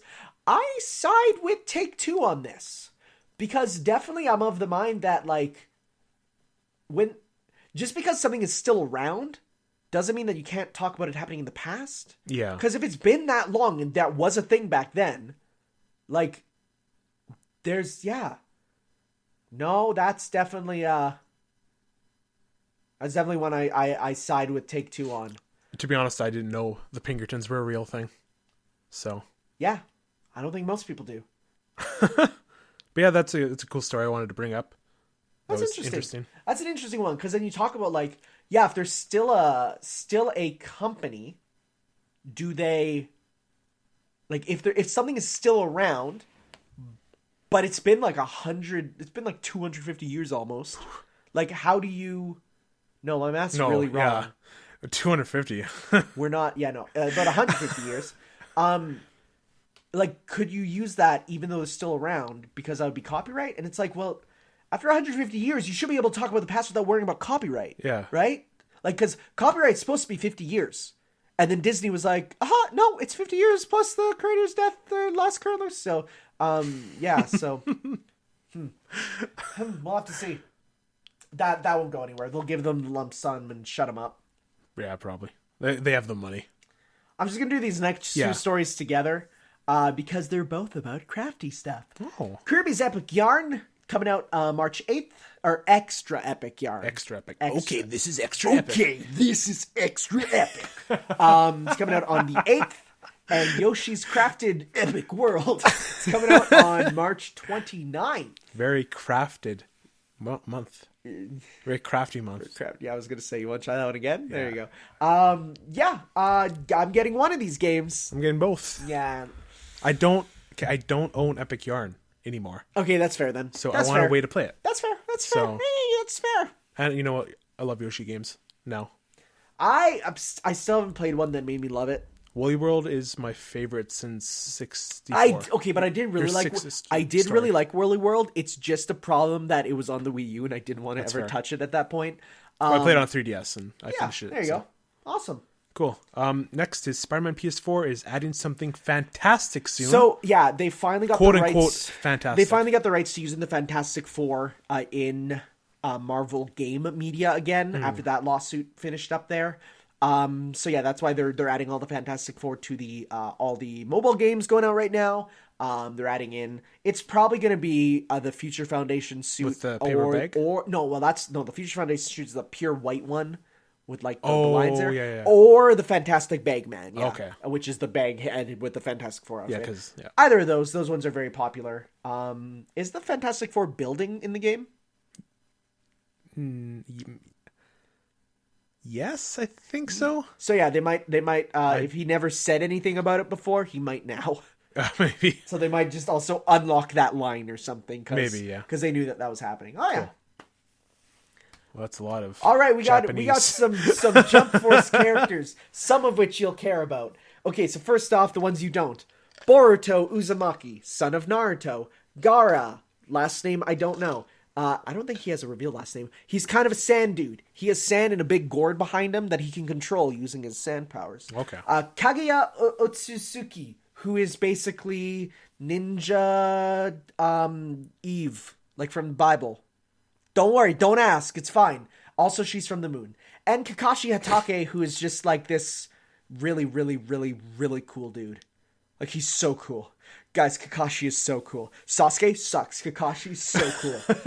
But those are ones that were officially revealed, but two were leaked. Ooh. One being Dai from Dragon Quest, The Adventure of Dai. So it is a Dragon Quest manga, but it's one that's like only uses the world and monsters from it. It's original otherwise. So, that's potentially another game to feature a Dragon Quest rep, which, hey, that fits Square Enix's thing about intense international expansion. Putting Dragon Quest characters in two of the biggest crossovers going on right now. That's a power move. So that lines up. They're coming to invade. And Jotaro from JoJo. So that's cool. And of course, there's no way they won't put Dio in then too. Because it's like, that'd be so cool. Because it just works. When I saw Jotaro, I'm like, I know who you are, but I don't know who you are. Yeah. Well, and the good news is they're using my favorite design for him, which is the blue jacket and pink shirt. Oh, okay. Is that the color scheme I have for my figure? Yes, it is. There he is up there. I love that color scheme. It's my favorite. Do you see him? You have JoJo stuff up there? Right there. Yeah, just right there with Ryu. And a reference to the fact that he's in a Capcom fighting game. Mm-hmm. But that's my favorite color scheme for him because it just it's so interesting.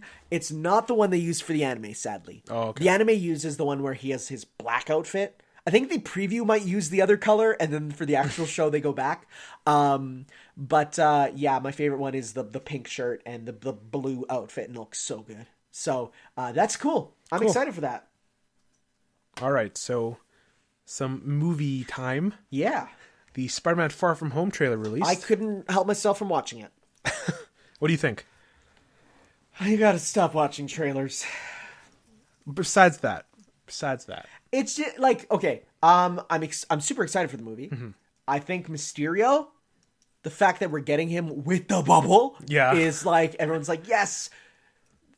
It's very obvious what the twist is going to be. Oh yeah, it's but so I wonder obvious. if there's gonna be another twist. Oh, so that's what. So after Homecoming, I remember the trailers for it, and I'm like, sucks.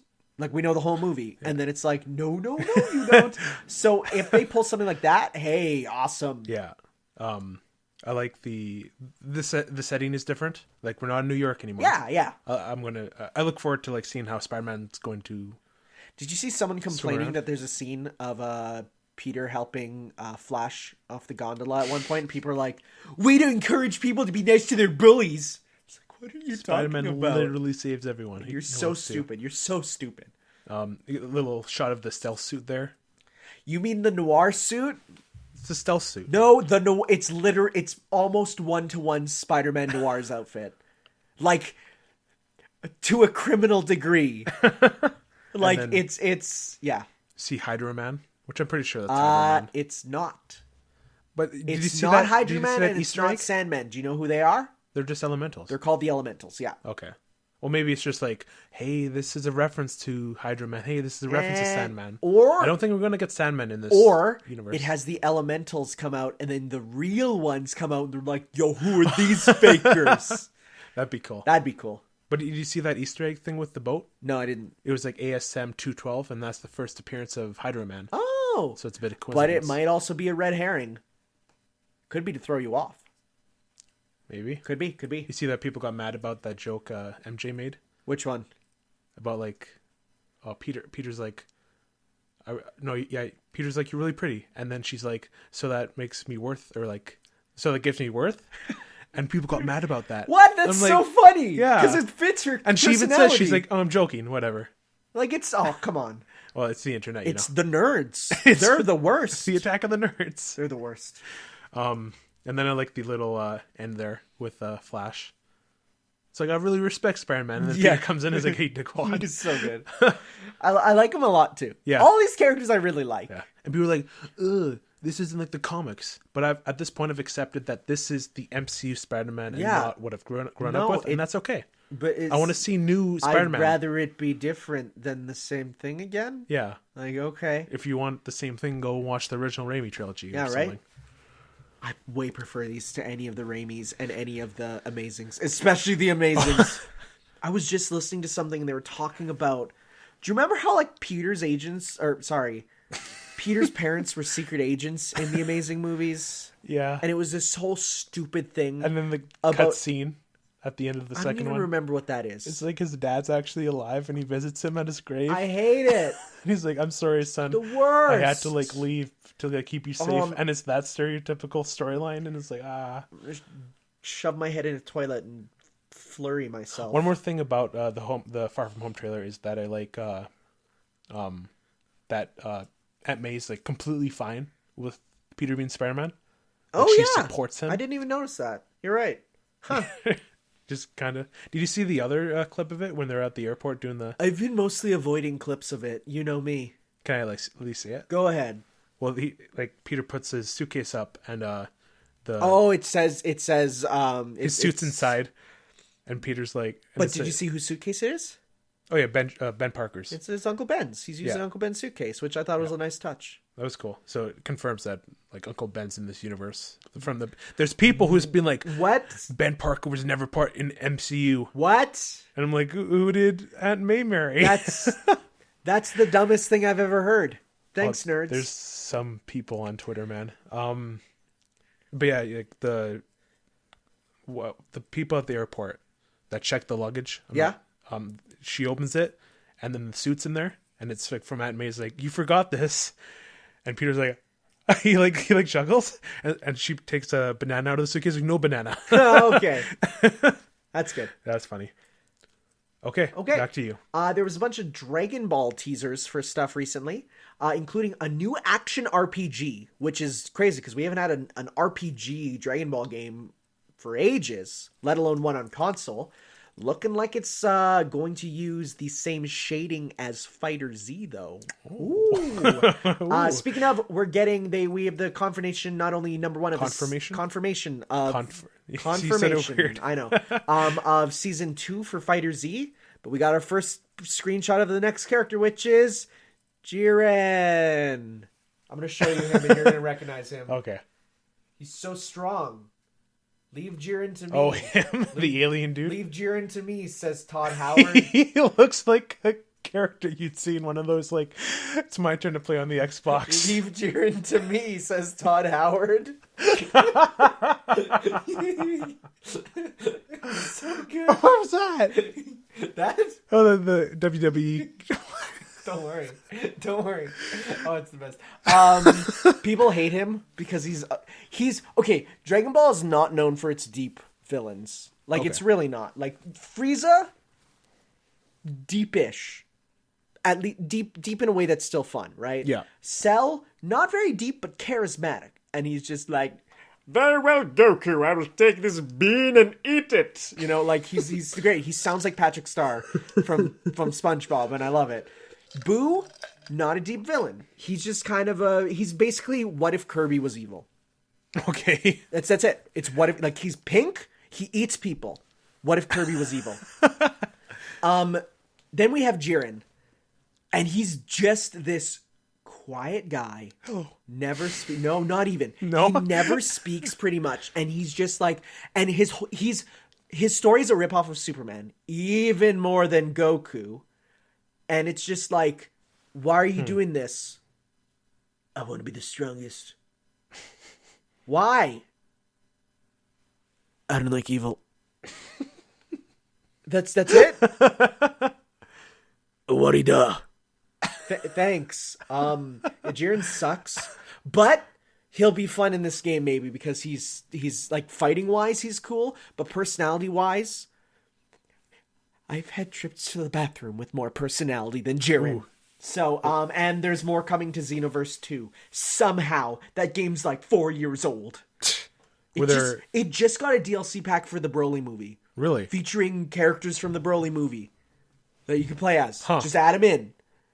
There you go. There you go. I mean, and that's support. To be fair, they already had Broly. They had non-canon Broly, non-canon Gogeta, and all the other ones. Okay. And so they're like, yeah, just modify them. Just modify them. Now they're in. You're good.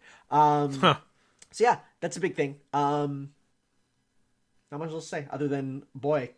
Well, they were originally supposed to be at this, like, big announcement, and then they didn't end up showing because of the company Shueisha that runs, like, the international relations stuff. And then in a random Namco Bandai tweet, they got announced, and people are like, why not have announced it during the countdown live stream you gave us? It's like, great, love it, it's wonderful. Cool. Another trailer came out, John Wick Chapter 3. Is this the one with the crazy awesome poster? With John and then, like, 1,500 other dudes on the other side? Okay, no, not that one then. Is there a poster for the John Wick TV show? There's no TV. Aren't they making a TV show They are, for but it? there's no poster for it yet. Okay, because there's the unless I missed it. Describe it. It's basically, let me see here, because it is people. You saw that? I subbed John Wick. Okay, what's the hotel's name again? The Continental. Because it's a poster for it. Oh, that one. No, this one. Yeah, so that's Chapter 3. Okay. Oh, so it's a Chapter 3 poster. Yeah. It was like the teaser poster that they released before the trailer. Because people pointed out, like... There it is. Yeah, this one here. It's just the backward shot of the other side of the glass door with Continental in on it, and everything's mirrored. It doesn't even tell you the date. You have to, like, mirror it. And they're like, can you imagine being so, like, sure your film is going to do good that you put out the poster with the information on it flipped backwards, and the main character's face is obscured. Nowhere does it say the main character or the movie's name. Like, people are like, this breaks every rule of marketing, and there was probably tons of meetings about this, but it's like, people are like, this is awesome. Oh, yeah. I remember reading a whole synopsis about, like, why this is the best thing ever. But the trailer. Didn't watch it. Don't watch it yet. Got it. Because some future things. Spoilerinos. I don't want to even describe it because I'll spoil the second movie for you. Okay. So. Well, I do know about It's a Whole World of Assassins now. Yeah, but there's a reason why. Oh. Okay. There's a reason why there's a World of Assassins now and not before. Oh, huh. Okay. Huh. No, you're not thinking of it the right way. But I'm thinking of it the anime way, which is a problem. I don't think of it that way. But yeah, looking forward to that. Again, I don't want to spoil anything for you, but watch the trailer if you have seen Chapter 2. Okay. The DX2 Shin Megami Tensei Liberation, which is the SMT mobile game, it says teases, but they announced a Bayonetta collaboration. Yeah, I saw this. Meaning Bayonetta will be obtainable in an SMT game. Dante was obtainable in a previous SMT game. More evidence that they are a linked universe. That's all this story is? Pretty much. No, like they don't try to hide that Bayonetta and DMC take place in the same universe anymore. Which is nuts when they're two completely different companies. But it's another thing where it's like, yeah, that's cool. But people really wanted Bayonetta to be in SMT5 because that's on the Switch, and it's like, come on, it's so perfect, right? But hey, it can still happen. Cool. And final story for me. Final story for you. New Ghostbusters movie was announced, soft announced, I guess. Yes. Wasn't really much buzz about it. Actual sequel to 2. Yes. Not a sequel of the all-girl one. And is going to be about a group of young kids taking up the mantle of the Ghostbusters trained by the originals. By young kids, I mean like teenagers. They should have done this like originally. Guess what? They did. They did. This is a concept that's not new. What? You don't know the Extreme Ghostbusters? I'm not like in. You don't know the Extreme Ghostbusters? Not at all. Extreme Ghostbusters was literally there's a bunch of kids who take up the mantle from the previous Ghostbusters. Oh. Like the previous Ghostbusters teach them. You got everyone's favorites. You got Token Minority. You got the cool 90s guy. You got the goth chick who is the most goth chick ever. And you got dude in a wheelchair and Slimer. Because they always bring back Slimer. Yeah, it was hugely popular. Probably the most popular like for young people. Like Ghostbusters sort of property. So they're just gonna redo this pretty much. I hope they bring the goth chick back. She was really good and a big crush for young Tanner. Big crush for young Tanner. Cool. But there's not many details on that yet. Just that it's happening. Yep, cool. A JoJo Battle Royale, huh? They're making JoJo Fortnite. So I saw some gameplay about it. Yes. And I'm not a fan of the movement. And it looks like Fortnite. It does. The movement looks like Jotaro is a Fortnite skin. So, and like, people are like, okay, it says it's Battle Royale, but it's not just gonna, and you look in the corner and there is the shrinking map. You're looking at it and the movement's Fortnite. The item drops are Fortnite. The jumping is Fortnite. And you're like, is this game not going to get sued to hell? No, it's a genre. I guess. Battle Royale is a genre now. Yeah, like this already happened. But like, if it's so close to that type of Battle Royale, you know what I mean? Oh no, it's fine. Okay. It's a genre thing. They would win in court over that. But there is some cool stuff. So one, it is a character based Fortnite, meaning that you're not skins. Okay. You choose a character, and your character will very much dictate how you play. Okay, cool. Because it's all about the different powers. Are there? Right?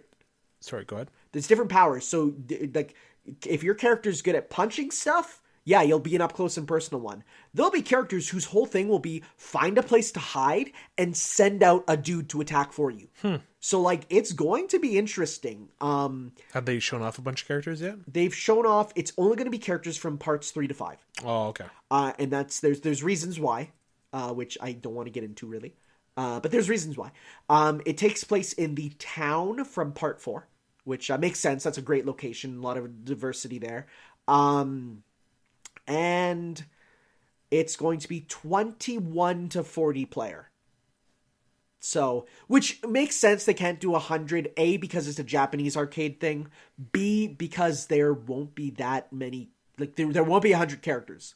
And so we'll have to see. Yeah, we'll have to see if it's going to be like, because they obviously don't want a bunch. They don't want a bunch of Jotaros running around. They're probably going to put a limit on like maybe 2 per match or something. Oh, okay. You know, so it'll be interesting to see how that works. But otherwise, there is absolutely no way we'll ever play this game.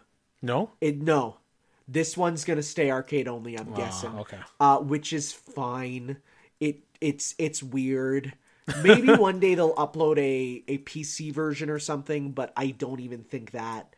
It's just, it has zero way of getting any track, because anime games die in 2 weeks after, like, their online is dead after 2 weeks.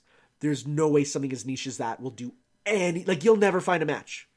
You'll never find a match. So it's not going to come out here. It's going to be just a thing in Japan for a bit, and then it'll probably go away.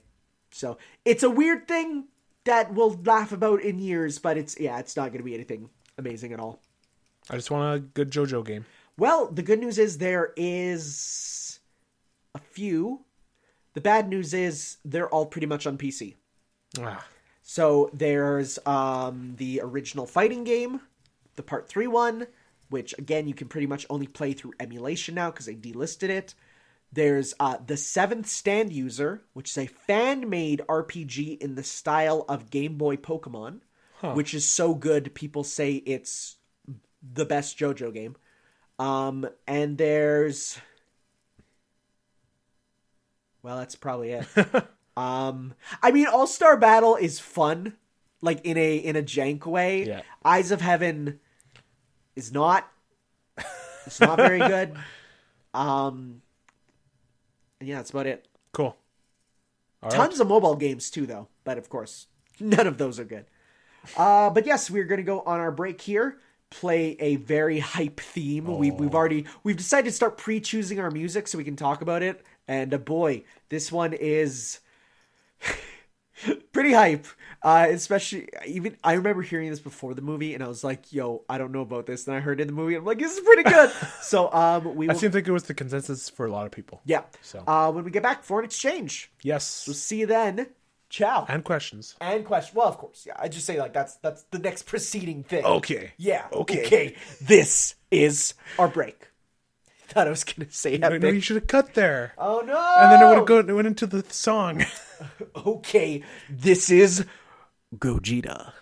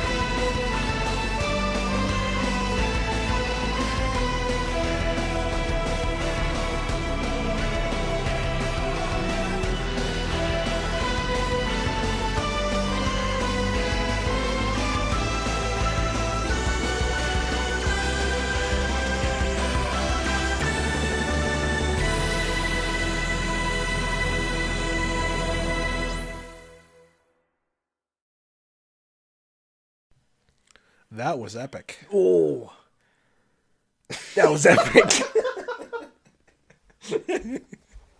Sorry, my mind went to. I was still in Funky Kong mode. Because between our break, I went upstairs and my sister was streaming, and I went on there and I was like, "Hey dudes, it's me, Funky Kong." Play the drums, yeah.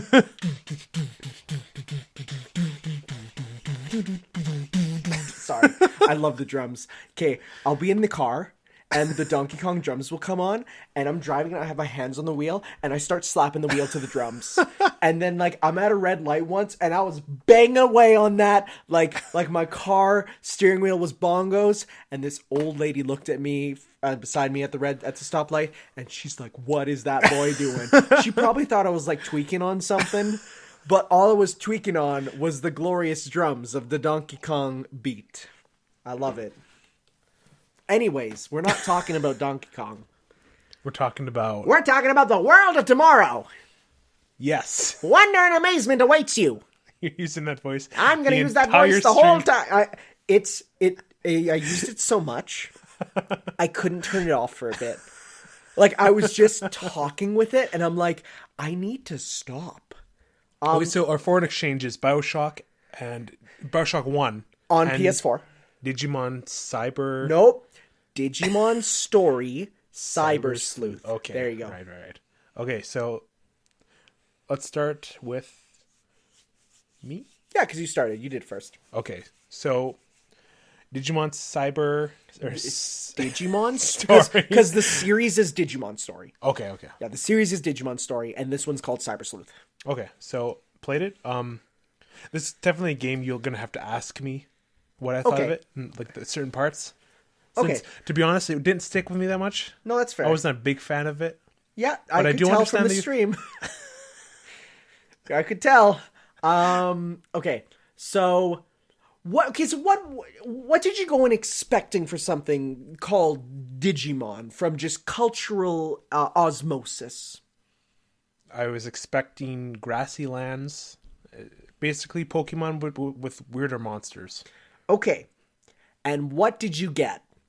Internet. The complete opposite. That's true. There's a lot of, like, the environments were kind of cool. They were unique. I think it's a good take on the internet. Yeah. But I was like, the characters didn't really interest me that much. They do take a bit to become really awesome. Like there's a character moment that made me nearly like hype yell. Like I'm talking cars in space levels of yes, you're doing it. Specifically with a reference to the coolest thing ever. Okay. Like just for people who played the game, all I'm going to say is fusion and die buster pose. You know what the die buster pose is? No. It's my freaking favorite pose ever. I'll post it and you'll know.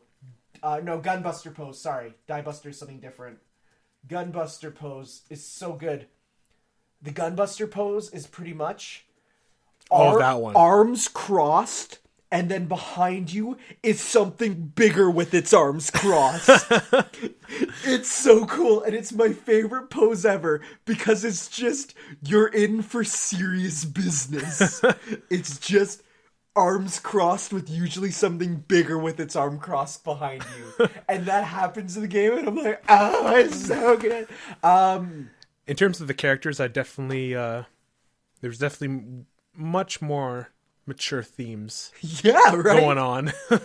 Oh man, you haven't, there is some like deep psychological horror stuff later. Really? Yeah, and there's some like, okay, let me just, you're not going to play this, I'm just going to say it.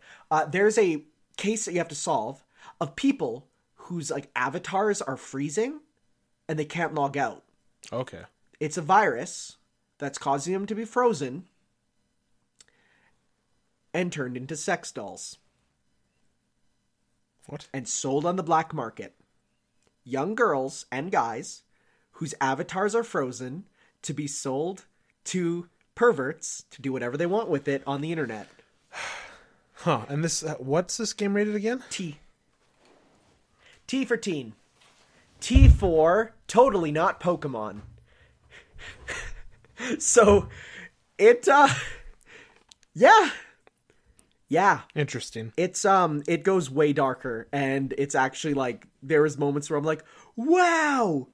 There's a whole sequence of a school bully murdering students one by one, and you get it viscerally described to you, and it is like bloody, and like there's blood, and it talks about like forcing the students to hacking their avatars to make them kill themselves in real life and making them watch. That's effed up, dude. Right? But it like it actually goes into like the ideas of, oh, what if you could like put in these like fake implants that make it so that you can control your body remotely through the internet, so you don't have to actually be at school. You could send your body doing it with a body double thing. Well, what if that gets hacked by someone who makes you kill yourself? Or like again, when we go to the second game, it goes into, okay, what if you just don't have to worry about your memories and you upload them to the cloud server? Yeah. But then what if your actual memories conflict with the cloud server later? What happens? So again, it's one of those things where it does take a long time to get going. Okay. Like, it took me about 40 hours Really? to get to kind of the climaxy area, and then even then there was still a lot left. It's a big game. There are long cutscenes. I know by the end you were kind of skipping through as fast as you can, but that's the thing. It's a story game. There's a lot of story. I did understand that, but it's part visual novel. It's not like Pokemon where it's like you're going. It's like it's a story game. It was with definitely a game that I really story. needed to slow down and watch. But like, I don't know. Digimon for me just isn't. I don't know how to describe it. It's just not for me. You know? No, that's fine. It's I mean, I loved it as a kid more than Pokemon, because the Pokemon TV show and the Digimon TV show were two warring states as a kid. It was you're a fan of one or the other. And I mean, I liked both, but where Pokemon was pretty much just, I gotta catch them all and then I'm gonna be the master. The Digimon TV show was, when the clock strikes the 6th hour of the 6th minute of the 6th second, the demon beast lord Digimon will rise from Tokyo Tower and kill every parent inside, and you will be forced to watch, 10-year-old child. Digimon is dark. Huh. Like, and there was a whole season about, you know how like there's viruses that their whole thing is that they like multiply and take over your computer, like the Bonzi Buddy virus. What if that escaped from the internet? Oh no. And started to gobble up and eat society? And what if the heroes at one point just say we can't beat it and give up? And what if you get to see a 10-year-old girl be mentally broken on screen? You Let's Play this game, right? The whole game, as well as the whole second game. I might watch it. I don't think I'll play it, but I think I'll watch. They were good. They were good. What you think of it? There was definitely also, the thing I did with the Pokemon Let's Go, where I chose the commercials. Yeah. Oh, you did that for that? Did that too? for that as cool. well. At first, it was just kind of Digimon stuff, but then I eventually went to just generic nostalgia for me, because the whole thing was like Digimon for me. Purest nostalgia. Oh, okay. I mean, one of my favorite movies of all time is Digimon the movie, and one of my favorite CDs of all time is the Digimon the movie soundtrack. Okay. Have you seen the track listing for it? I know some of the songs in there. One from Metal Gear Solid 5 is on there. Kids in America. Yes. But the soundtrack is one of the greatest time capsules ever. So we got All Star by Smash Mouth. We got the Rockefeller Skank by Fatboy Slim. Kids in America. We got 1 Week by the Bare Naked Ladies. We got That's the Impression That I Get from the Mighty Mighty Boss Stones, which is just, and All My Best Friends Are Metalheads, which is pure ska. Like pure rock ska.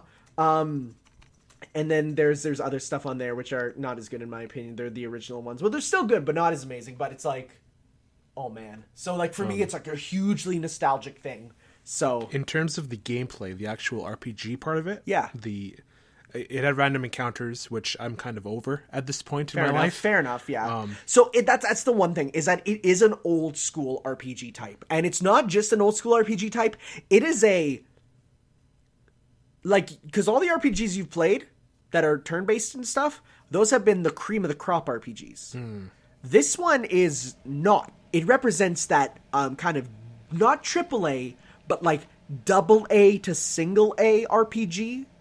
So, like, it's, like, there's not many environments to the game. It just plays with what it has, kind of. Mm-hmm. So, yeah, it's kind of your first experience with a lower budget JRPG. And so, yeah, that's when you get the random encounters. Oh, okay. That's when you get the reused areas. That's when you get lots of dialogue. And, so it was your first experience with that. But, yeah. And then you showed me some of the designs of the later Digimon. Yeah. That go whack. Digimon go buck wild.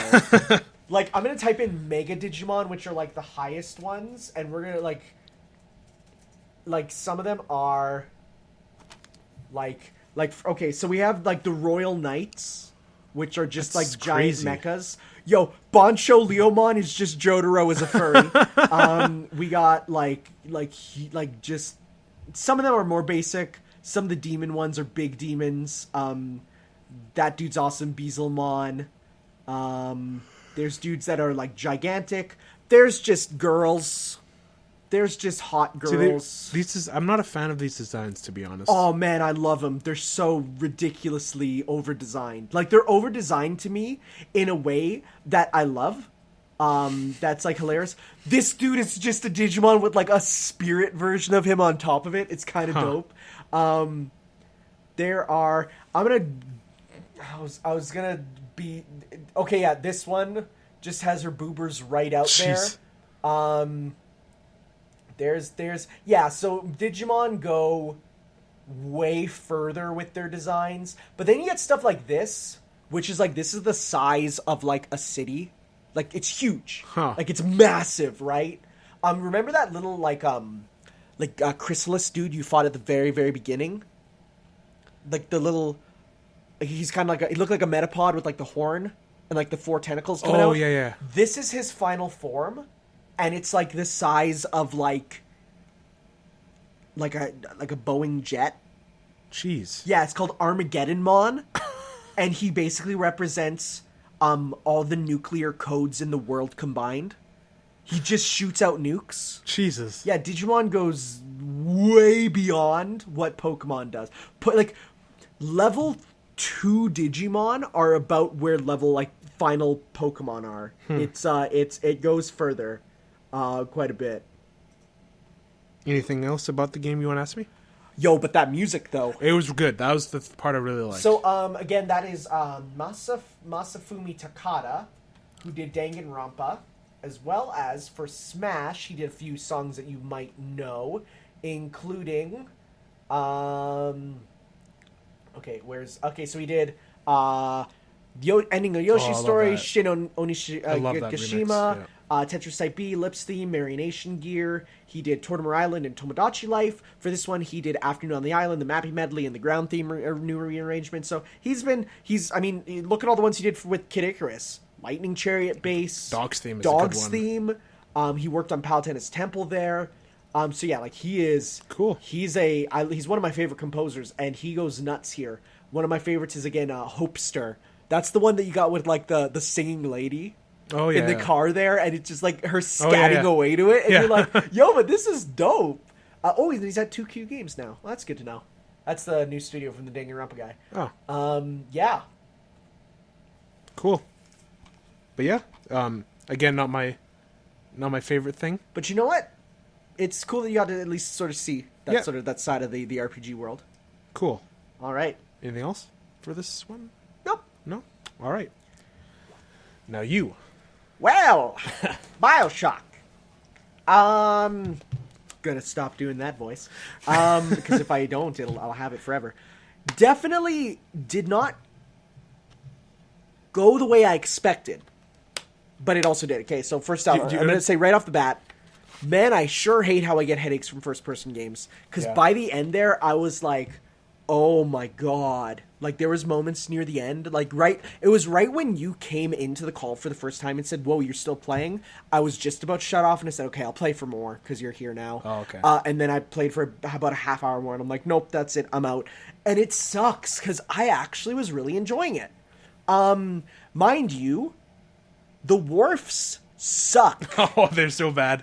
When you were playing that, I'm like, yeah, I feel ya. Oh. That section, that big wide open section. It sucks. I hate that section. It sucks so much. It's such a difficulty spike. Oh my god. Yeah. Yeah, right? Did you like my jump scare with the Big Daddy? When I first saw it, I laughed my ass off. Because I was just like, whoa! Like, it scared me. Because I'm playing right here. And the right lights were here. off. And the lights were off. And it was like, he warped to me. But I guess, like, what I'm trying to say is the reason I really liked it was because it did do what I like from these types of games, which is just go. Which is, I mean, yeah, you have the bit of the intro there. The where story it's like, builds around you. Where you start off with, like, boy, I've been doing this thing for 25 years, and then all of a sudden, plane crash. You don't even see it. It just happens, right? Yeah. And then you're in the water, and then it's just go. Yeah. Like, you don't have to stop and listen to a cutscene. It's just like there's one or two moments where it's like a pre-rendered thing will play, not pre-rendered, but pre-scripted thing will play. Yeah. You'll have to watch it and you'll be like, whatever. But for the most part, it's just like, just go. It's like an old school FPS, and I love it when, like, I'm not a fan of FPSs where it's like, walk down a hallway, cutscene. Walk down a hallway, cutscene. You have a small open world place, but once you're out of that, cutscene. You know, I like this thing of you just get to move. You're in control the whole You're time. in control, and even the if, story plays out around you without having to lose control. yeah, Right? yeah, for sure. The plasmids were not as crazy as I expected. Mind you, I'm just at the beginning. When you got the fire plasmid, like, I wanted you to, like, because that's scripted because the woman comes in the window and there's the oil spill in the room, and you were I supposed tried to light that. off. Yeah, I tried that, but I failed. Yeah, the plasmids. They were way more technical than what I thought they were going to be.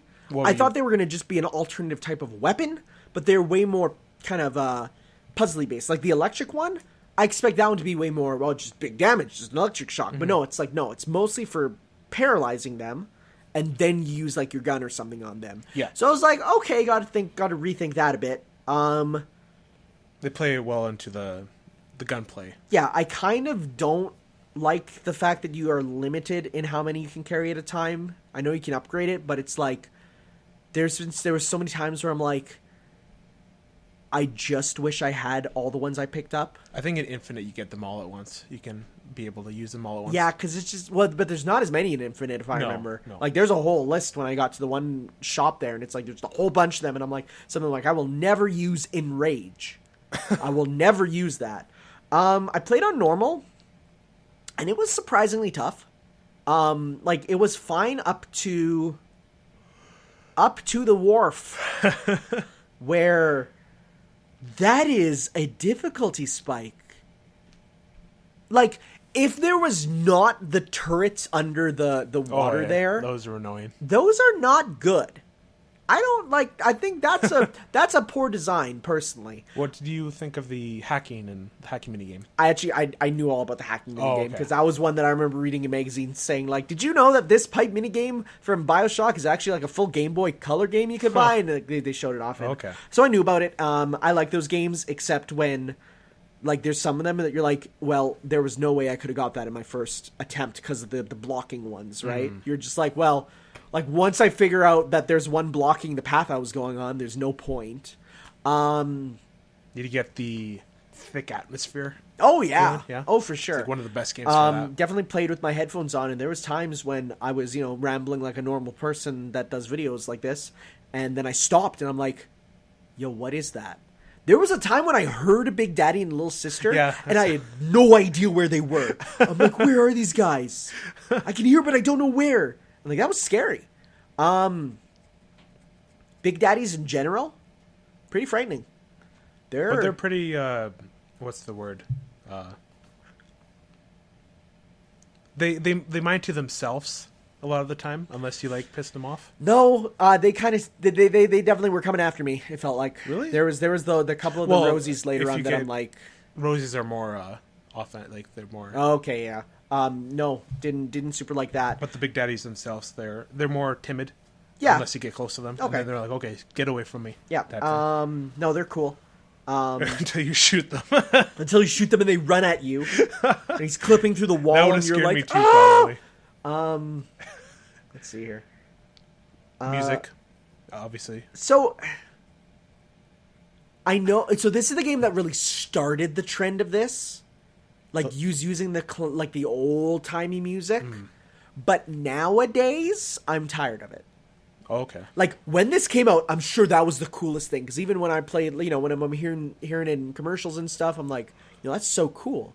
But nowadays, I'm like, nah. I can only hear Country Roads so many times. I love the old timey music that fits with the game. And yeah, it definitely fits there. And it does work its way interestingly into the atmosphere. And I do like how it will just play in the background. It doesn't necessarily play in set places. Like you'll just hear it occasionally. That's really nice. Adds to the atmosphere. Yeah, of course.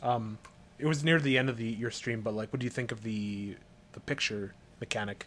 Oh, I love that. Yeah? That's awesome. That's a great addition. I love photo features in games and ones that reward you for taking good pictures. Awesome. I will never dislike that. Cool.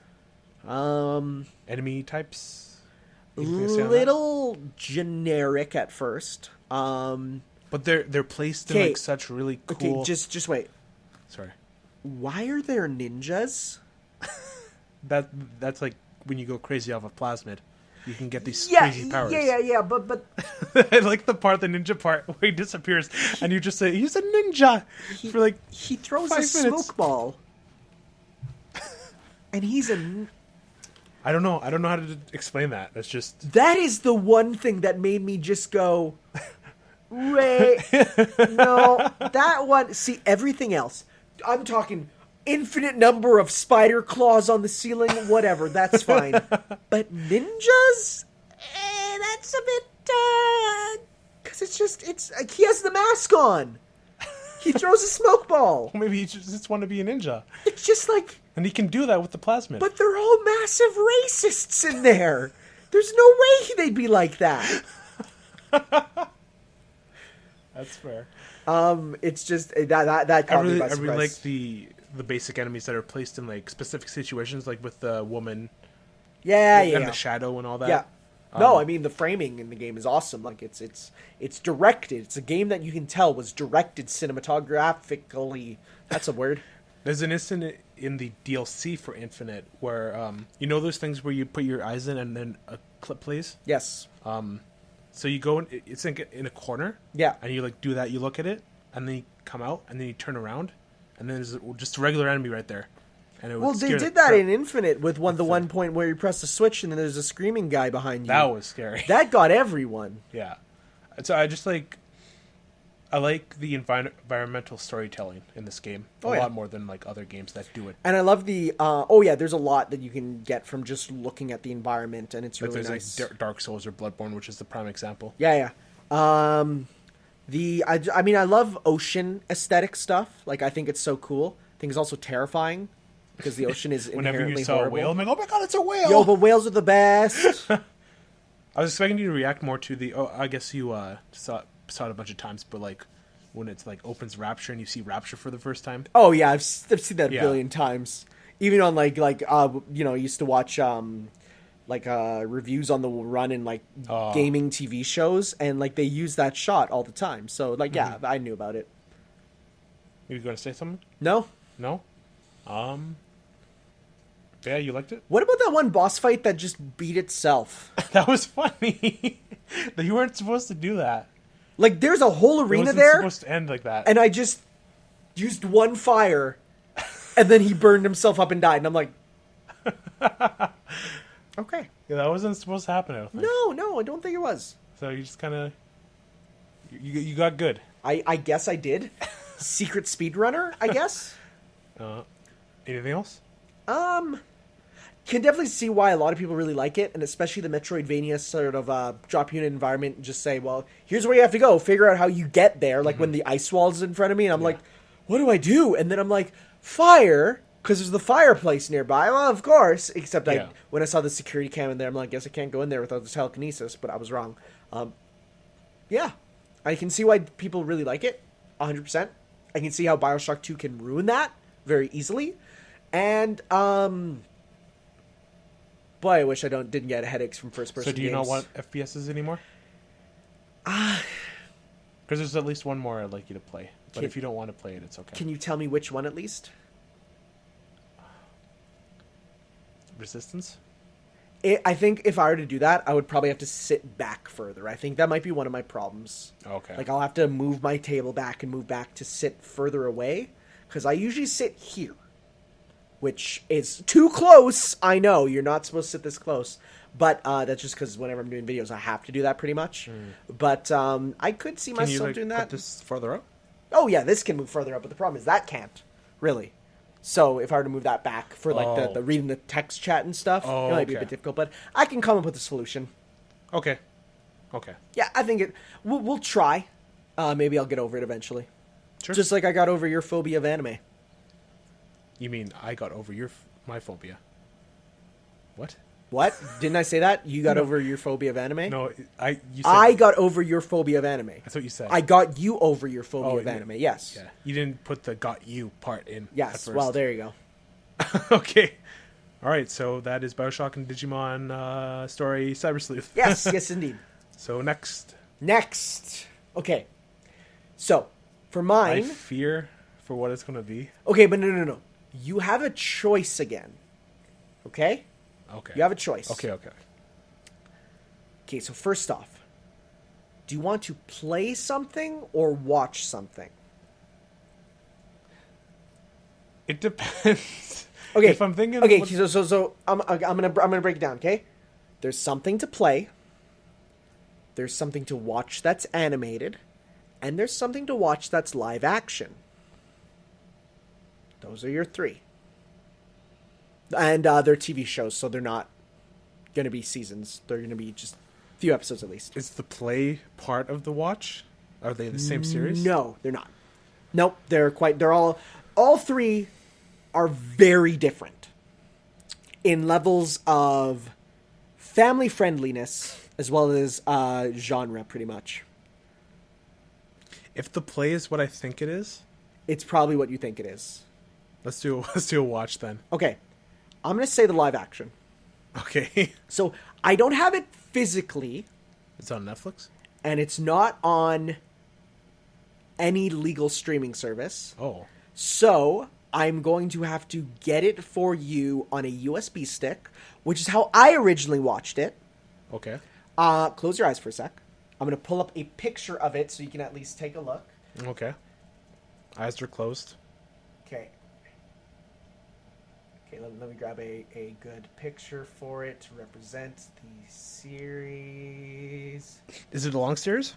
It is... Like, how much do you want me to watch of this? It is about 54 episodes long. 54? So it's long. So I'm going to say at least like 8 episodes probably would be good. Live action, huh? All right, open your eyes. Oh, Kamen Rider. Yes, but not just Kamen Rider. The one I started with and my personal favorite, Kamen Rider O's. So it's O-O-O. Okay. It's called O's. It's my personal favorite, and it's the one I started with. And it's the one where my friend Fuad sat me down, and he said, Kate, I'm going to make you watch the first episode of this, and you're going to love it. I'm like, I don't know about that. And I sat down and watched the first episode with him, and I said, please give me this on a USB stick right now. So I'm going to have to download them, because there is no legal way to watch them. Huh. They're not legally available here. And because you can plug them into something to watch, right? Oh, yeah. So we can definitely do that, hook you up with that. That's how I watched them originally.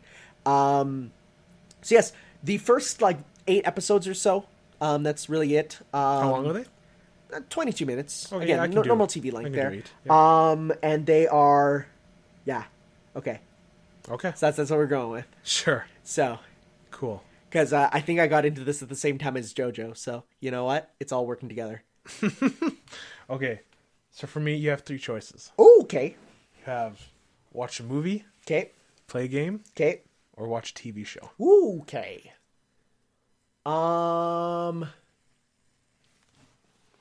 Okay, TV show. What is the episode length? There's 10 episodes. Okay. They're like an hour long each, though. Okay. Or at least 45 minutes. Okay.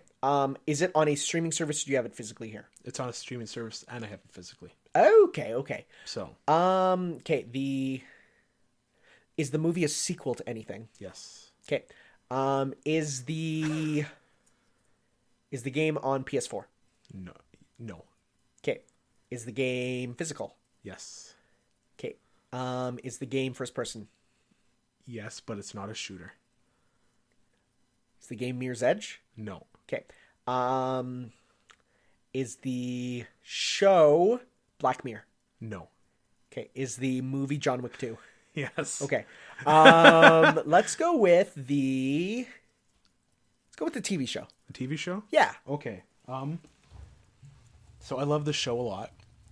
It's probably my second favorite show. It's my favorite show that's really good. Okay. As opposed to your favorite show that's really bad. It's not really bad. It's Walking Dead, my favorite show, but I know it's not the best show. But I know okay. This show is like insanely good. But it's not an action show, so I don't know. I want you to watch it. Is it Breaking Bread? No. Is it Better Call Bread? Where'd it go? He still can't find it. Little does he know I stole it and replaced it with JoJo. So it is Better Call Saul. Oh, it is. Cool. Yes. Don't mind the wrecked I don't care. box art, but yeah, the first season. You don't need to know about Breaking Yeah, Bad. I've heard. But I want you to watch the first season. I want you to tell me what you think. Okay. First season. First season. 10 episodes. I don't know. Unless you want to do 5 and then... Yeah, let's go to 5 because I see don't think I have 10 hours. Yeah. Does it say the length? I'm just seeing like what episode. Yeah, episode 5 is. give me a good closer stop point. In that case, I think episode 5 is good. Okay, in that case, let me then get for you a good stopping point for O's here. So, because again, I just gave you a random number, but let me just see here. There's definitely probably one where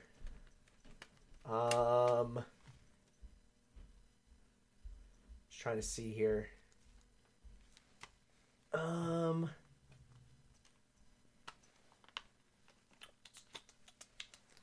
Geez.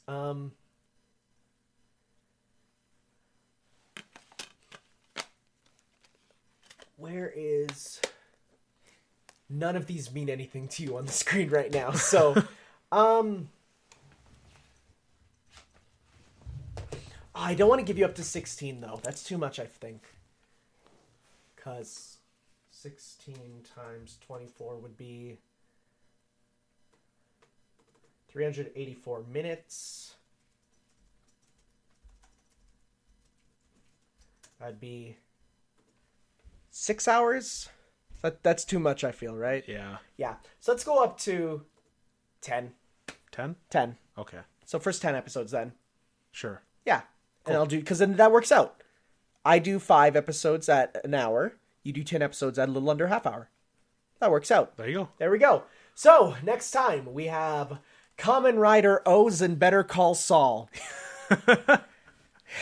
I mean, at least they're both live action this time. Yeah. So we have some. We're getting closer. Consistency. We're getting closer. They're going to be quite different, though. Again, I will have to get them for you on a USB, which thankfully I know exactly where to get them because boy, they sure don't like letting us legally watch them. There's only one series you can legally watch. Why are they so stingy with it?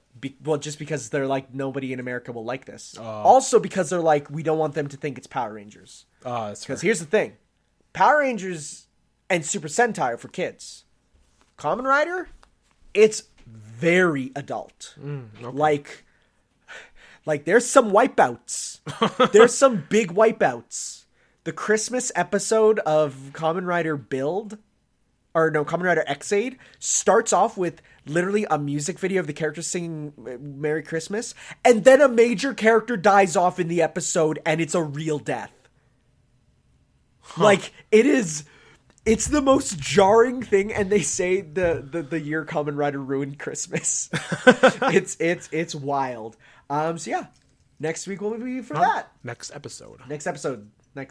Whenever. We'll see. Next Not next time. week, but yeah, next time. So hopefully 2 weeks, because, time. All right, and we're moving on to the question period. Yes. So this is the first instance we have read the questions before the episode, Yes. so we don't have a bunch of Yeah, and so the ones behind us. ones that I can say off the top of my head, I didn't write the answers for, because there's some there I'm like, I can talk about that. But there's some that I did write the answers for, because I'm like, these are ones that even when I was thinking of them, I was around the room. So, first off, our first question here, and these ones come in from Rob. So, hi Tanner and Adrian, hope you two are doing good. Hope you enjoy these questions. Number 1, I'm playing Xenoblade Chronicles 2, really enjoying it so far and liking the characters. I remember reading about a lot of people didn't like Pyra's design. Those people are wrong, her design is perfect. And I understand people's reasons, they're wrong, but I still like her as a character. So my question is, what do you like, what character do you like but don't really like their design? So for me, I spent so long trying to figure this out, but I just don't know. I don't associate characters with their designs. If I like their character, I like their design. It's like a person in real life where you don't care how they look if they're a good person, you know? So I have answers to this. I've went over multiple series and I'm like, I just can't pinpoint it. So No, I have a couple. So number 1, many of the characters from Senran Kagura, they're great characters. And they usually have good designs, but there's a couple that are a bit too fetishy. Like the one that looks like a kindergartner. Oh no. With big boobers. Oh no. She's a great character, which is surprisingly deep for her arcs and stuff. Yeah. But boy, that's uncomfortable. That's yikes. Yikers. Big yikers. There's most of them are most of the main characters are good, but as you get through the spin-offs, you start to get ones where you're like, I don't know about that design. It's a bit much. And the other one I put in, this one might be a bit controversial, but I like the personalities of almost all the girls from Persona, but there's some I don't like to look at. Who's the example? Yukiko from Persona 4. Haru from Persona 5. You don't like her? I don't like looking at Haru. Really? I don't. I actually shove her out of my memory. She's not that bad. No. But what I mean is, when I think about the cast of the game, she's the last one I remember. I guess. And it's just like, because I don't. Her transform design, like her Phantom Thief design, it's pretty good. Her untransformed design, no. You don't like the puffy hair? I hate it. That's not for me. That's fair. So yeah, there's a couple girls from Persona where I'm just like, I don't like you. And even if they're nice, it'll always be like, I'll see art of them and I'll say like, ew, no, get off my dash. Mitsuru from Persona 3. That's controversial. I don't like her. No? She's the one with the long red hair. But I also don't like her personality anyways. I think I know who you're talking about. I don't like her. She's I hate rich characters. Okay, no. So that's why you hate Haru. Okay, I hate rich characters who are not like, oh, I'm rich, peasants bow before me. I like that. That's fun. I hate rich characters who are like, man, being rich is suffering. It's like, shut up. Buy yourself a car, loser. I hate that. Her social link in Persona 3 is getting her to eat a burger because it's peasant food. Oh my god. I hate it. She rides a motorcycle. So is Makoto. Yeah, but Makoto's not rich. That's fair. So it's much better. All right, next question there. It's another Smash question, but I figured this would be fun. Is there any music you would love to have be in Smash? I would love to have some the Chrono Trigger music be in the game. Been listening to some of the OST and the rearranged stuff. So that's my go-to. I really want Chrono Trigger in just for the music. Some of the best music in gaming. I didn't put like separate franchises music. Okay, what did you put? I put like music that are Nintendo games. Oh, but okay. That aren't in the game. No, I was thinking of this as franchises I really want no, I wasn't to thinking. get in for the music. I mean, like my previous answer would have been Persona, but hey, look where we are. And mine is probably Doom. Yeah, no, I could see that. Yeah. But what are your specific examples then? All right, so number one song that I wish would be in Yeah. Dark Lord Ganondorf Okay. from Twilight Princess. You love that song, yeah? Love that song. It's known. Big Bean Vine from Epic Yarn. Don't know what that one is. Yeah. Do you want to pull it up? No. No. It's like peaceful, but at the same time it sounds like fighting music almost. Okay. Mirror B Battle. Yes, sounds so good. Love that both song. from Coliseum and XD. Both of them. They're different, but both amazing. Master Mask Kashida battle theme from Oh, Breath yeah, of that's a good one. from the DLC. Yeah. You haven't heard it yet? Yeah, I have. Well, you have heard, but you haven't played it yet. Yep. Service of SR388 from Samus Returns. Yes, Love that definitely. song. That's a good one. And Lineland Road from Super Paper Mario. Yeah, that's a good one too. Love that one. There was a couple that I just remembered or just was thinking of, and then I lost it. There's a couple though that I really want in. Pokemon. Yeah, definitely Mirror B Battle is a huge one, but also what's the name of it? The one from Sun and Moon. 10 Carat Hill. Oh, that one. That one is such a bop. And Primal Dialga. That's another I one. haven't heard of it. That one is... It's an anime theme for a Pokemon game. It is so good. It has like this crazy like whistle that goes into a violin, and it's jeez. so good. And it blows the DS like to its max music potential. Wow. But the one big one, this is the big one that I was really sad was in, and the Wasn't reason in? I wasn't in, Ren was one of the reasons I wanted a Xenoblade Chronicles 2 character as DLC, is just the theme of hype. Is that what it's called? No, it's not, but that's Okay. what I call it, because it's literally, it plays in every major end of chapter cutscene, like the 20-30 minute cutscene that is just pure action. Like it always plays. I think it's called Counterattack, which is such a boring name for a song that's like, I get chills, and it's like a generic theme with like the rises and the falls of a good action song, but it ties into the cinematography of the cutscenes. Okay. So like, when the drop happens in the music, a drop will happen in the action. And one of my favorite things from Nia, cementing her as the best, is said on that drop. And I nearly cried. And people know what it is. And it's just like, I'm getting goosebumps thinking about it. And it's a great action song, and it would have been perfect, but no, they put in 3 of the just battle themes. I'm like, man. So that's one that I'm really sad wasn't in. Oh, man. I gotta beat Xenoblade 2. And also play the DLC. I gotta play it. I was thinking of giving it to you. I already have it. No, but I mean, like, telling you to play it. Oh, okay. As your game of the week. That was one of them I was thinking of. But we have other games coming out soon, so don't want to get you engrossed in that just yet. But one day. Cool. All right. All right. I hope you two have a good one. I can't wait to listen to the podcast from Thank you. Rob.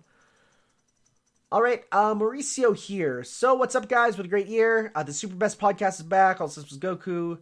Ben quit TFS. Hellfire Comes LP of Sonic. Dark Brotherhood DS Part 16, the 14-minute mark. Reveals about Tanner's effed up talk about aliens.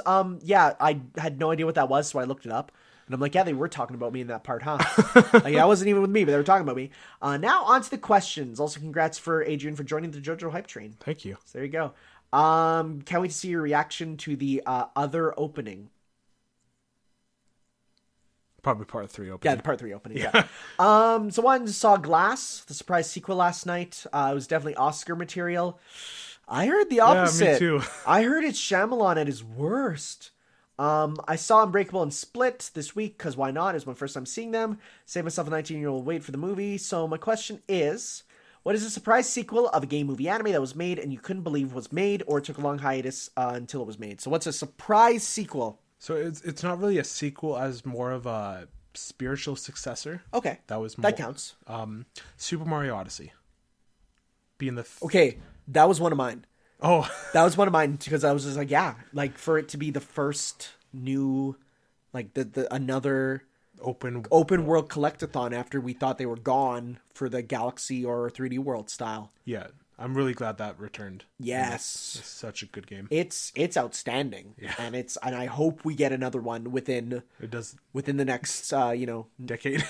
Well, not even, but like at the start of the next console or something, or even at the end, give us a Odyssey 2 or Odyssey DLC or something, because like it's just rife with potential for fun and ideas, and yeah. That's my answer. I have a couple others.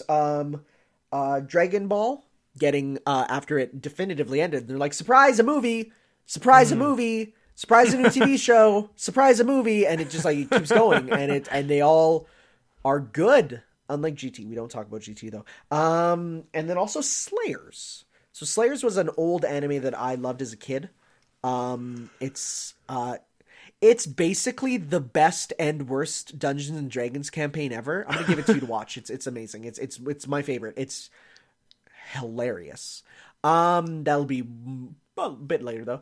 But it got 3 seasons when it was like in the 90s, and then it was gone for a while, and then they gave it 2 more seasons in like the 2000s, like the late 2000s, and it was like, whoa, there's more. And they changed the art style, and I'm like, ew, no, it doesn't have that old charm that it used to. Like, man, there's something about stuff made in the 90s that's hand-drawn animated, and you're just like, oh, it's so good. And then you get, like, early 2000s digital animation, and you're like, oh, it just doesn't have that grit to it anymore that I loved. So, but that was one that even, I'm happy it's continuing, and it might be getting more, because there's a bunch of merch coming out for its anniversary, and I'm like, let's hope there's more.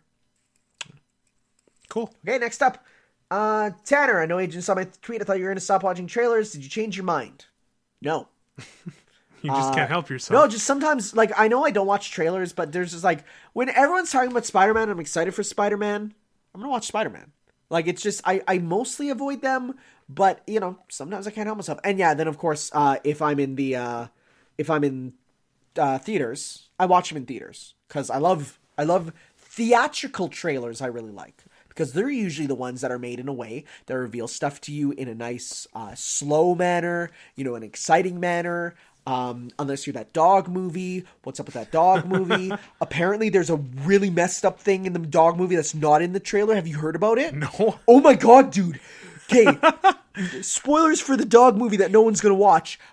There's one point of the movie that is left out of the trailer, which is literally this old homeless guy finds the dog and has him in his house, and then the old man dies, and the dog has to find a way to he gets chained to the old man. He has to find a way to get off of the old man and then get out of there. What the hell? Yeah, right. This random. I'm gonna find a dog movie. Old man dies. Okay, what is Red? No, not A Dog's Way Home. It's called. Yeah, A Dog's Way Home. Messed up. Okay, where's it? Let's see. Where's the one crazy? Okay, I hope that it wasn't fake. Old man. Oh my god, I need to find it. Like the video? No, it's not a video. It's like there was a news article, but like, yeah, it's fairly normal, except for that one weird part. I'm just gonna go to Rotten Tomatoes and see if I can find it here, because there was like a review that was just like it was good until it was weird and messed up. Where is it? God, I won't find this, and I hate it. What? Go to the Wikipedia and see if it's in the description and see if it's real. Okay, I really hope it is. Is there gonna be like a controversy? Critical response. May not be quite a family-friendly animal drama of his best friend. Okay, but why? I need to know. I need to know. It was this article that I read, and it's like, yeah, there's an old man who dies in it. Okay, I'm gonna Roger Ebert review. Where I'm going crazy. I really hope it's real. Oh my god. What if it's not? And I've been. I just saw this is basically racism for dogs. What? Go back. No, I don't believe it. Okay, maybe I'll try homeless. Oh yeah, it's a homeless veteran is what it is, right? And then the homeless veteran, let's see. Oh my god. I'm so mad. Okay, right here. This is what I saw. A Dog's Way Home is a sweet, simple family film with a bizarre, morbid twist. Or bizarre, morbid streak. Where is it here? Because it goes into it. Or is it a Dog's Purpose? Okay, I need to find this because it's right here. Veteran mom. No, maybe not. Band breed. Similar, more. Given the dog has to. Is that what it's talking about? No. Where is it? Oh my god! I read this. I'm going crazy, and I hate. You're going to extend this podcast by like sucks. 20 minutes. Where? I don't see it, dude. Was this a dream? Like, I remember Again, seeing go this back article. to the Wikipedia thing and look at the plot and see. It wasn't there. So then maybe. But no, Wikipedia doesn't spoil the plot when a movie's not out on DVD. Oh. Okay, maybe someone will find it. Oh, find it for us. Find it for us. I'm so mad. One day I'll find it later and send it to you though, and I'll make a big stink about it. Okay. Last question here.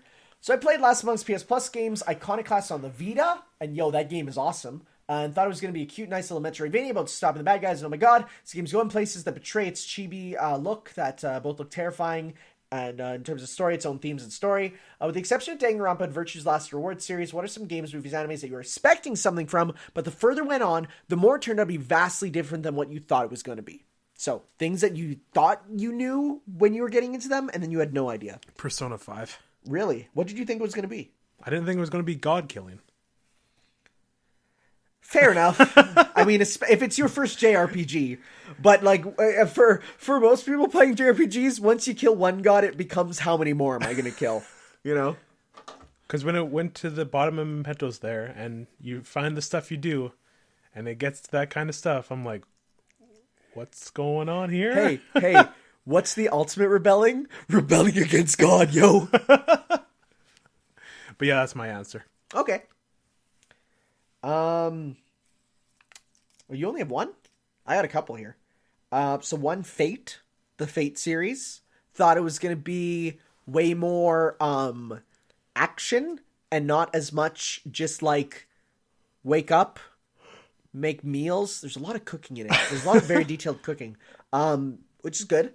JoJo, because when I got started JoJo, I was like, I don't know what this is. It's just buff dudes. I just expect insane hype and crazy but off the wall when I stuff. got into it, it wasn't as well known as it was now. Okay. So when I first heard about it, I thought the only thing I knew about was the Capcom fighting game, and even then, I'm like, where's their ghosts?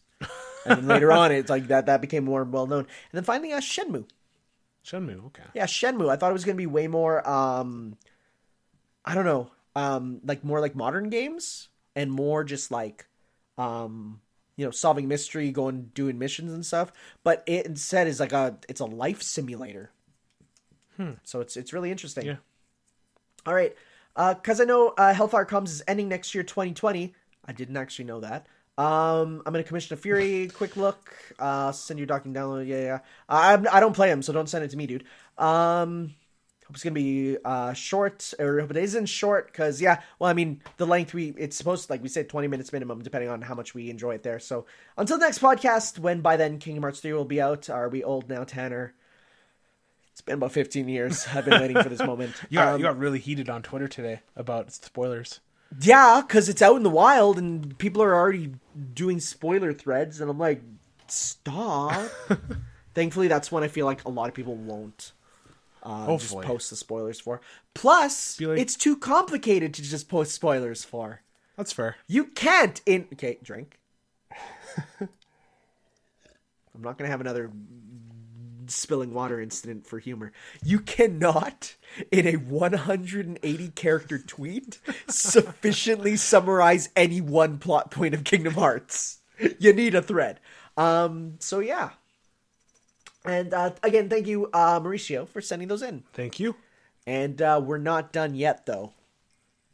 Because we have a spoiler section. It's not over yet, Snake. It's not over yet, brother. Yo, today, we were doing book talks with kids. So it's just, talk about a book you're reading. Guess what book I grabbed? The Metal Gear Solid 1 novelization that I had just on the shelf. And so I was talking to the kids about Solid Snake. And the kid was like, isn't he in Smash Bros? I'm like, heck yeah, he is, dude. And I was up there and I had to read a section because part of it's reading out loud. So I got to go up there and go, I found a chaff grenade. And the kids are like, they're like, Mr. B, you're really good at doing voices when you're reading. And I'm like, I have practice. But it's like, because when I'm up there and I'm reading, I'm like, it's no different from reading a video. And they're like, and I had a teacher assistant come in and she's like, I love listening to you read. Like it's really enthralling.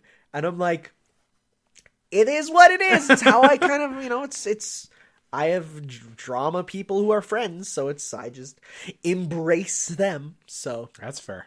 But yes, we're moving on to our spoiler section for, we already did our JoJo spoilers because of course it's JoJo and most people know. Everyone listening will know. But we're going to be talking about the Broly movie. It's so weird that you are doing that because it's like 2 years ago you were like, Dragon, what?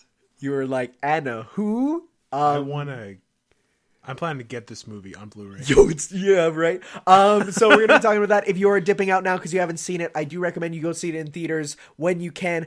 Make sure you get good seats. Make sure you buy some hype beasts. Make sure you bring an extra change of pants because it's going wild. But if you've already seen it or don't care because it's Dragon Ball, feel free to stick around and we're going to be talking about the Broly movie, especially for Adrian, who it's his first piece of Dragon Ball media he's really consumed aside from a bit of the video games and a Broly abridged episode I showed you a long time ago that you don't even remember. So we're going to be talking about that in 5, 4, 3, 2, 1. Go Broly, go Broly, go Broly. He was in. Oh man. No, he wasn't. He was not. There was not even a cameo like in the one Dragon Ball movie. So, I haven't seen anything. So, I like to imagine these, super hype just fights in anything. But they don't go as far as this movie went. Right? They went into they broke reality. That was the part where everyone in the theater was like, yo, wait, that's never happened. I heard the guys in front of us be like, what is going on? Which, it's good when the Dragon Ball fans are like, that's going a little far. See, I gauged my reaction to the reaction of the audience because I'm like, I don't know what's normal for Dragon Ball. But when people are gasping and going holy shit, I'm like, okay, this is going places. But can we just say there was no kids there? No, there weren't. There was not a single kid there. It was all 20-somethings and up. Yeah. It was adults. It was. Because again, for people that age, they would have watched it on TV as a kid, so that was a big deal, but yeah. And packed house. Yeah, it was. There were people in the very front row too, and but the story. I really liked the story. It was simple, but it wasn't bad. It wasn't. Yeah, too simple. On its own, you could understand it. Yeah, right. Aside from one or two things that I explained, the cat is the god of destruction. Oh, or that blue guy is the guy who trains the god of destruction, so he's kind of more powerful than him. Because the part where Broly went to fight him, and people were like, "What is he doing?" Yeah, it's like, yeah, you're not fighting God. You're fighting God's butler who trains God. Oh, I forgot. What you say? What you're gonna say? So yeah, the movie is very clearly broken into two halves, where you have the story, and then you have the Unga Bunga let's fight. Oh yeah, I remember the part.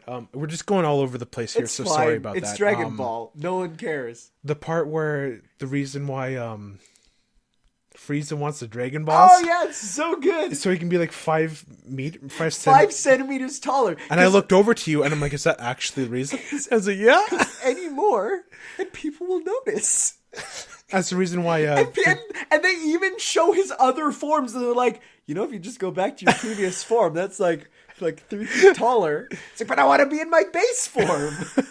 And that's the reason why Vegeta's wife wants. Yeah, because she wants to look younger. Only 5 years younger. Only 5 years younger, because anymore people will know and they'll start talking, and you don't want that. Oh my god. So yeah, I guess that's another thing is like I guess you wouldn't know, but like Dragon Ball's an action comedy. Like as time goes on, it wanes left and right. Like you have some episodes that are pure comedy. Like there's an episode about Goku getting his driver's license, and it's literally him in a little car learning to drive and not understanding and failing. Then you have ones that are pure action, which is just like nutso this. Not to this extent, but there's some stuff that gets close, But Goku's attitude was really jarring to me because I wasn't used to Goku, right? I'm not used to his like whole spiel. It was a bit jarring in scenes that was like stuff was going down and like end of the world stuff was happening, and Goku was just like, "Hey, what's up, dude?" Yeah, I get the comedy part, but at the same time, it's like prefer him take. He just goes through life nonchalantly. I'm like, I can respect him for that. That dude missed his second child's birth because he was to his training. I like the part where Goku and Vegeta were just training over the water there. And was just chilling. Well, the cool thing was the first shot of them on top of each other, like with kind of not on top of the positioning was literally the exact position they were in the last shot of the TV show, but they were in a rocky plain instead, and that itself is a callback to the very first time they fought. So like it was a really cool reference there. Okay, the whole intro with Planet Vegeta and all the whole storyline with how Broly and why him and his father hate Vegeta. Much better than the original story with Broly, which was just baby Goku's crying. I saw a clip of that. It's bad, isn't it? It's rough. It's so much better in the new version. While it was happening, I'm like, this is like so Man of Steel right now. Pretty Man of Steel. With the exception of like the villain's motivations and all that. Yeah. Anything else before we get into the fight? The characters, Chile and the other yellow dude. No one cares about his name. It's all about Chile. She's the best. She's cool. She's really good.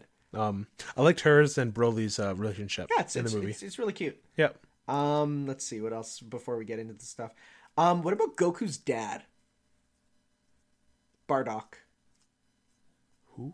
Oh my god, are you serious? Goku's dad? I can't think of it right now. The him. Yeah. I didn't think he was like, he looks like Goku. But he's his father. Oh, okay. A little bit of he was a bit of humanitarian, being like he had things going on with trying to protect the people and stuff. Yeah. Yeah. Good relationship with his wife, which the first time we ever saw his wife canonically. Oh, okay. So because we've seen her before and stuff, but never until this. So not much to say on that. Yeah, okay, fair enough. Yeah, that's a deep. The part where like Frieza creates a huge meteor from his like finger. Yeah, no, he creates a sun. He creates a sun and throws it, and he's like young at that time too. Like that's a young Frieza there. So yeah. Let's see here. What else was there? Okay, but no. Frieza. Isn't he great? He's ridiculous. He's a good villain. See, that's the type of tone a character needs in this type of situations. If you're going to go a little bit more goofy, Yeah. I want that. Not Okay. Goku tone, but like Frieza tone. Yeah, fair enough. Yeah, I love his voice is so good. What a bunch of monkeys. He's so good. The whole tail thing caught me off guard because I'm like, why do they have tails? Yeah, okay, yeah, that's something that's not explained. So But then it's Super Saiyan. It's yeah, like, well no, it's not Super Saiyan, it's Great Ape. They turn into big monkeys if they look at the moon. oh, okay. So but by removing the tail, they don't. okay. Yeah. So, but that's one thing. The Saiyans normally have tails, and then if they look at the moon, they go into ape mode. But actually, a lot of them they wrap their tail around themselves like a belt. Yeah. Which is pretty cool. I like that. It's a nice way of handling it there. That's cool. Okay, but let's talk about now the fights. Wait, so while we're going through the movie, I was like, okay, Broly's strong. I get that. But But we don't really get seen how strong at first. We just get told this guy's strong. and I know like his father had that little the electric collar. shock collar. Okay. There's a point where Broly gets really strong and he doesn't want that. Yeah. And I'm like, okay. So he's a threat. Okay. If he gets too strong. If he gets too angry. Okay. But you're like, well, how bad can it get? Yeah. How bad can it get? He's mad. He's powerful. How bad can it get? The answer, really bad. This fight, dude. Like from the beginning, where he's fighting Vegeta. I love Goku and Vegeta in their like jackets looking at him, and he's just like, hey yo, let's square up. Like it's the most ghetto thing, and it's the best because they're just looking at it, and you're like, this is a hood fight getting ready to go down. And Goku and Vegeta were probably like, this is just another guy. Yeah, I mean, it's kind of a big deal that there's someone from his own species because, I mean, they were supposed to have been wiped out, and those are the two only ones left, right? But it's like, they're just like, well, whatever, we're just gonna fight you. We just fought in the tournament fighting, like, the strongest dudes, including Jiren. Oh, man, I remember reading a fake spoiler. People said Jiren comes in and wins at the end, and I'm like, I would hate that. I'm so happy it's not true. But it's like, yeah, just seeing them get ready to like, let's go. And then let's go. Vegeta fights Broly, and he gets to like the Super Saiyan form. And I'm like, okay, Vegeta's gonna beat Broly, and this is gonna be into this scene, and then we're just gonna go to something else, and Broly's gonna come back even stronger. But no, Broly, like, what does he do? He like melts the ice cap or something. Or does this happen later? That happens a bit later. He just chucks Vegeta. No, he creates like a whirlpool. Oh, yeah. And like...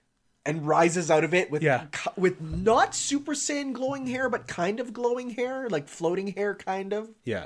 And, it was like outline. Yeah, outline at least. And then...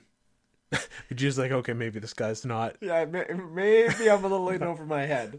And Vegeta knows he's weaker than Goku. Like, he knows that. He wants to be stronger, but he knows he's weaker. So that's when Goku comes in. He's like, yeah, I'm not even gonna say no to this. Let's do it, dude. So he puts up a pretty good fight without having to go Super Saiyan for a bit. Oh, yeah. Oh, yeah. That he does. And then, I think around this time is when, like... Well, then he goes Super Saiyan God, and that's the red hair. Yeah. He goes Super Saiyan God for a bit there, and that's the first time we canonically see him go Super Saiyan God. Oh, okay. And we're like, yo, because it's weird. In one of the movies, he goes to blue right away. He's like, normally he's supposed to go gold, red, blue. He just goes from gold to blue, and people are like, does he go red ever? It's like, yeah, he does. Here. So he does. We just never saw it before. Okay. Yeah, and then they like... Man. There's like not much you can say because it's just so much happens. Yeah. I'm trying to remember because like Broly melts the ice caps. Yep. And it turns everything to stone. Yep. And this is the time where it's like Frieza's minions are like, okay, we're gonna go. Yeah. Stuff is obviously happening here, so Frieza's like, I'll stay back and I want to watch. I want to see this. I want to see how this goes. And then they go like under into like the core of the earth. No, that's not yet. That's later. What happens next then? That's after that. That's when like that happens when they go blue. Oh yeah, Yeah, they're blue at that time. So they're just they just keep fighting and they keep destroying the entire Arctic region, turning it into lava eventually. And you get bits and pieces of Broly's past with Paragus and with Chilai there. They're all talking about the stuff, but for the most part, it's just okay. Vegeta's done. Goku tags in. Let's go. Goku goes and they're fighting and he goes Super Saiyan, not working. He goes red, not working. What do? They go to Frieza and they're like, okay, it's your turn now. And Frieza's like, no, wait! And it's such a good... That was hilarious. It's such a good... You're up. And Frieza fights him for a good hour. And and then that's after they go blue because they're weak and they need to learn the fusion technique because they never canonically learned it here, right? So they're like, Piccolo taught other characters fusion, so they're like, let's go to Piccolo. We got to learn fusion dance, and so every time they fail, it's another half hour they have to wait to defuse and then do it again, and so it's like. You get to see Frieza get pummeled for an hour by Broly, and you're just like, he kind of deserves this. And then they fuse into Gogeta. Yes. Now, there's Vegito as well, right? Yeah, I do. Yeah, so Vegito is if they use the earrings to fuse. Gogeta is if they use the dance to fuse. And Vegeta was not having it at first. Yeah, Vegeta was like, this is so embarrassing. I am the Prince of all Saiyans and no one will make me dance with Goku, with Kakarot. I'd rather let the world end. I'd rather let the world end than fuse with Kakarot. And Goku's like, come on, dude, it's not that bad. And then... This is when they get serious. This is when they realize maybe we should take this seriously. Yeah, and then they go blue. Yeah.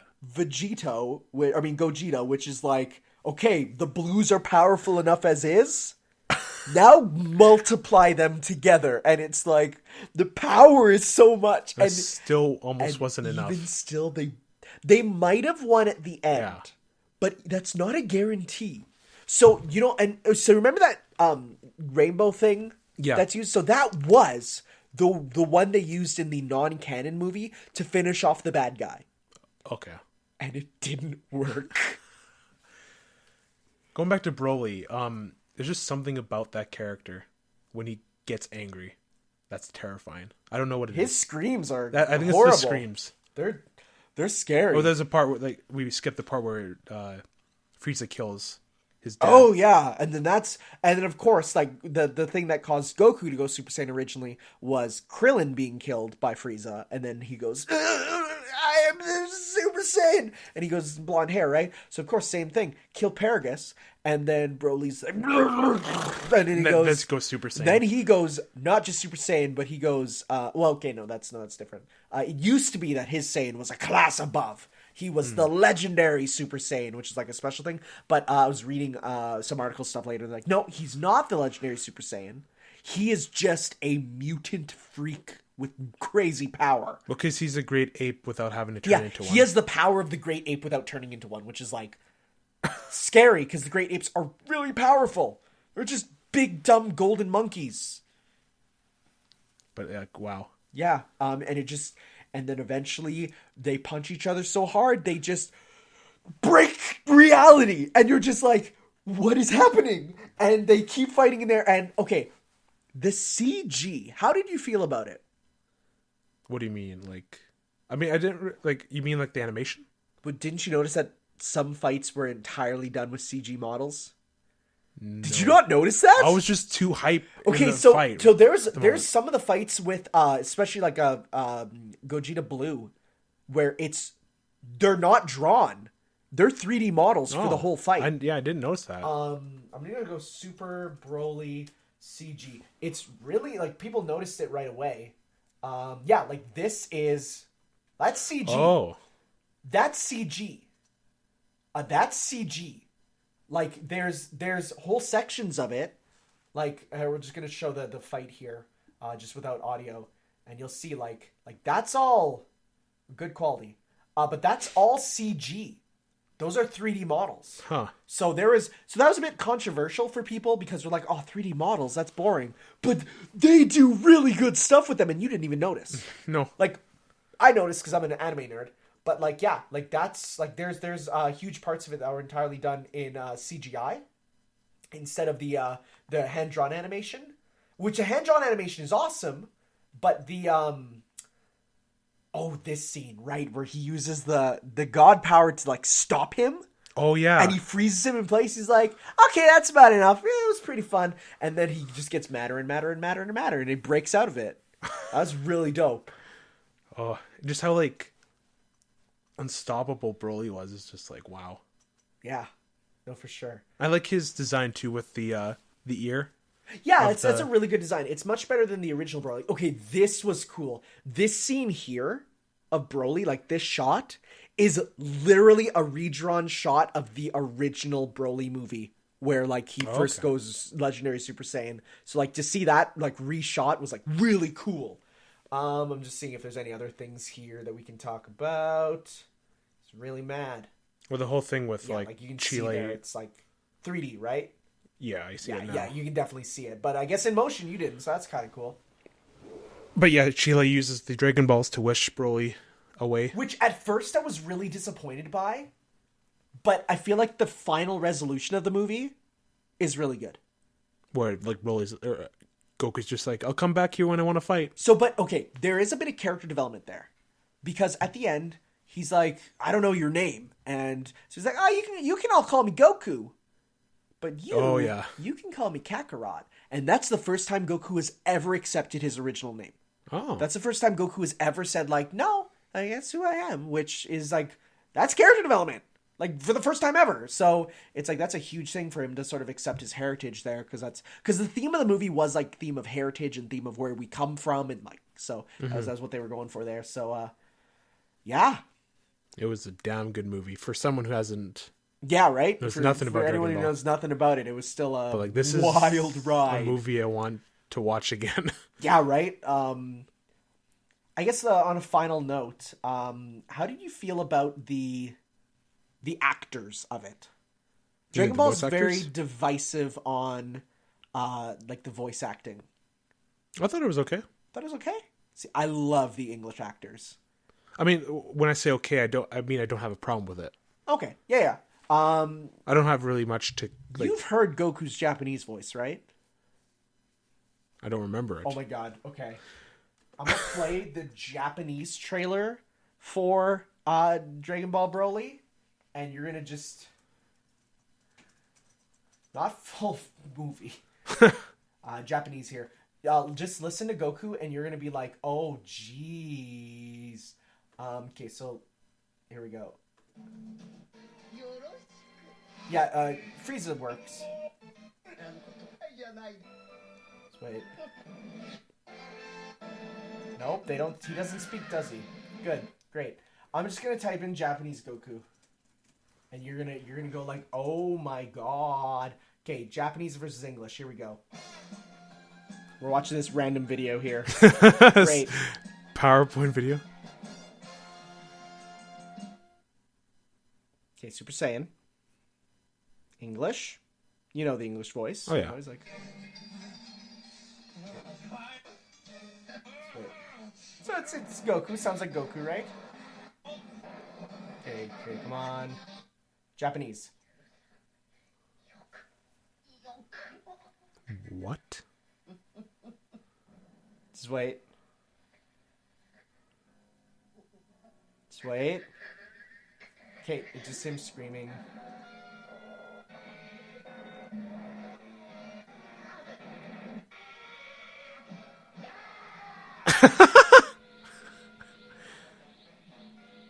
I gotta get a talking part, though. Well, there's a bunch of more time. Ah, jeez. But no, it's just him screaming. Okay. Okay, here's... That's Goku's voice actress.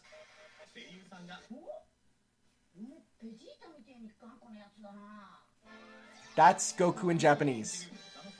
It doesn't fit at all. Well, that's... She also plays, like, the whole Goku family. Oh, okay.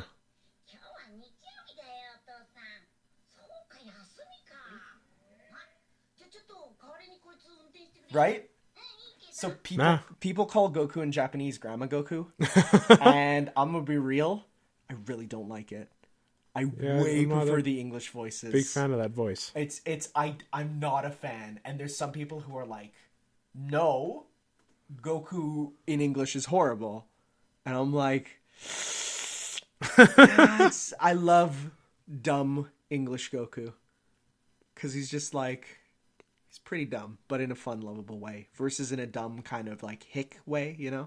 But, other than that, I love Vegeta in English too. Yeah, I like him too. He's just so short and angry. He's the best. Vegeta reminds me of Beat. He's going to hear that, and he's going to love it. I don't think he's watched the movie, so he won't be listening to this. No, he doesn't care. Oh, true. He doesn't care about it. He does not care. I asked about him. The music. Go! Go, Broly! That's so hype. And when it gets to the Blizzard part... Blizzard being the ending theme there, yeah. Yeah. It's really That's good. insane. It's so good. And then the theme when Broly sees his dad dead.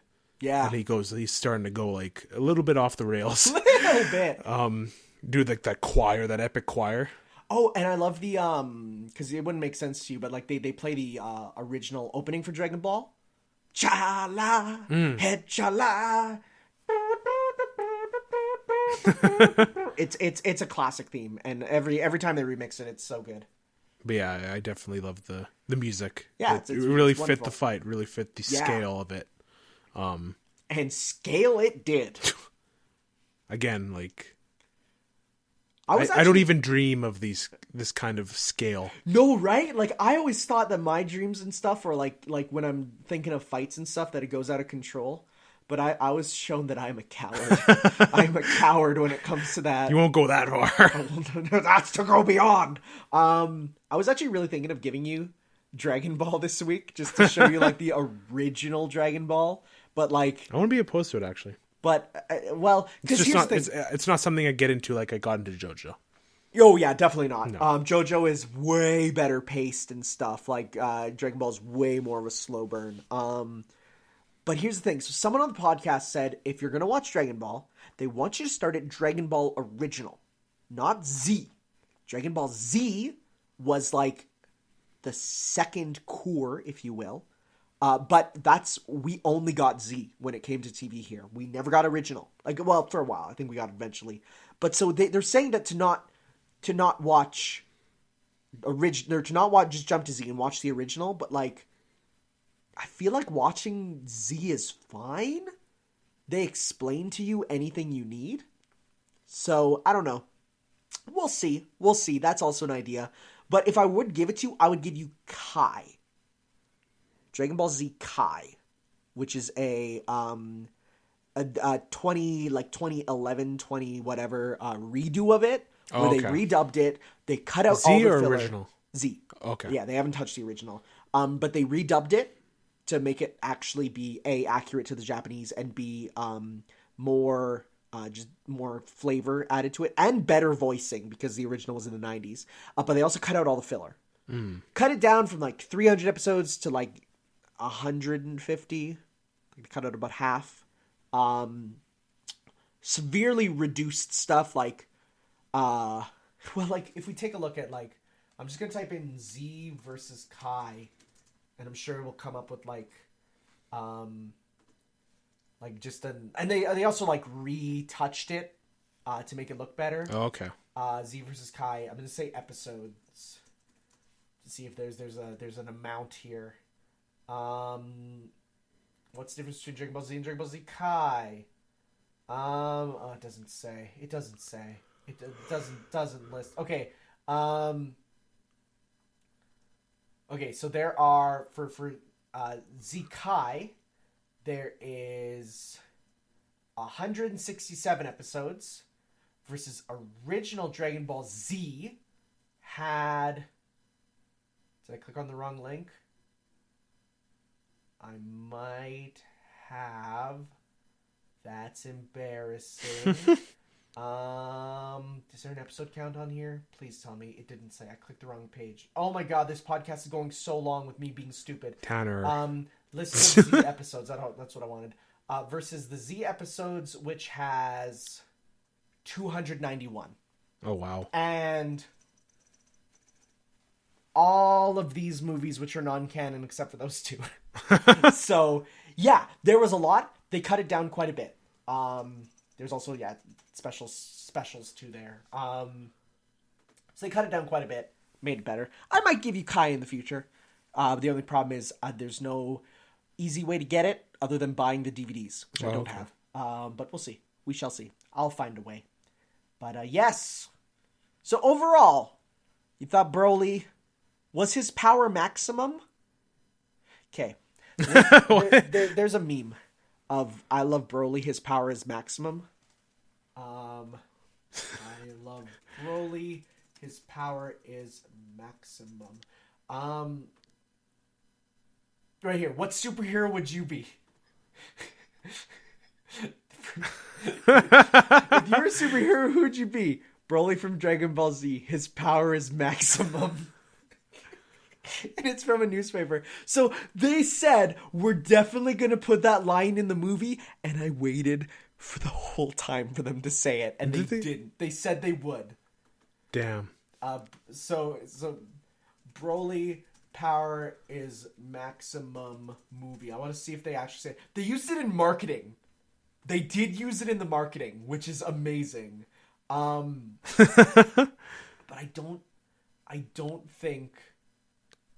they don't say it in the actual thing, which makes me sad, even though they said they would try and put it in. Maybe it'll be in a blooper or a deleted scene, but they did say they wanted to put it in. I'm sad. But yeah, you enjoyed it? Oh, yeah. Oh, yeah, it's awesome. Yeah. Cool. I'll take you to more random anime movies in the future. As long as they're good, as this good. Well, you know what? I might take you to the One Piece movie then when it comes out here, the new one, Stampede, because again, it'll be definitely standalone enough to be able to watch, because that's how they always are. And you know more about One Piece than Naruto. Sorry, Dragon Ball. I'm not taking you to a Naruto movie. That'd be the worst. You know more about, I feel, One Piece than Dragon Ball, right? No, I wouldn't say that. From how much we talk about it on the Discord. Dude, when you guys talk about One Piece, I just check out. I leave. Really? Well, at least you'll know who Robin is. Yeah, at least. Because of someone in our Discord. All right.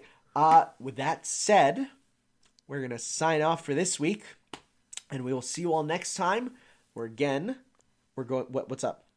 I'm just waiting for you. You got to hit all the notes. I'm hitting all the notes. We're going to be covering Kamen Rider Os and Better Call Saul. We're going to be discussing definitely Kingdom Hearts 3, as well as what other, probably Resident Evil 2, yep. And all that good stuff. JoJo Part 3 part? Yeah. Maybe some of it? You might watch some of that. We'll definitely be talking about that new opening. Cause, it's going to be a lot next week, or next time. It's going to be fun. It is. So be sure to send in your questions, please. And this is just a personal request. Let's just cut them down to questions if you can. Little stories are okay, but I definitely prefer just having nice, easy to work with questions there. Mm-hmm. And yes, we'll see you then for some more, guys. Ciao. Tanner? What? You know what's a good song? What?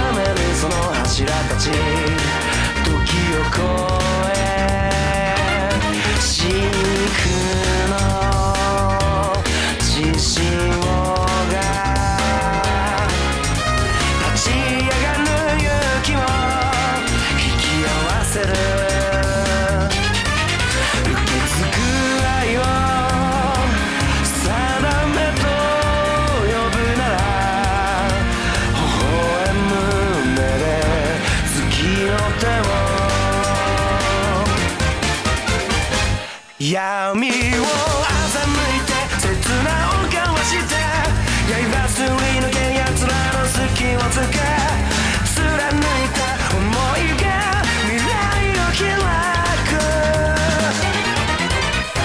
Like a burning stone 熱く Like a burning stone 血脈に刻まれた因縁に浮き上がる消えない誇りの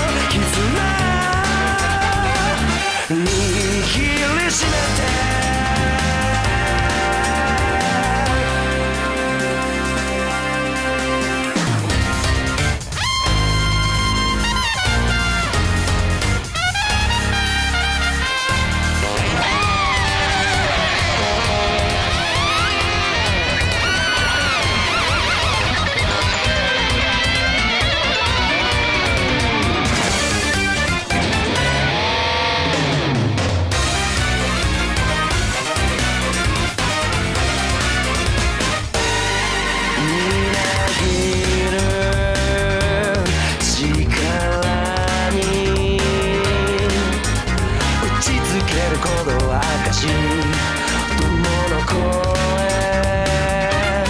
にじんだ痛みと今生き抜く意味を交わしながらお前の意志が夜明けを導くまばゆいほどの気高さで光さすがへ灼熱の空へ魂がぶつかり合うため地へ悲しみに揺られた未来を救え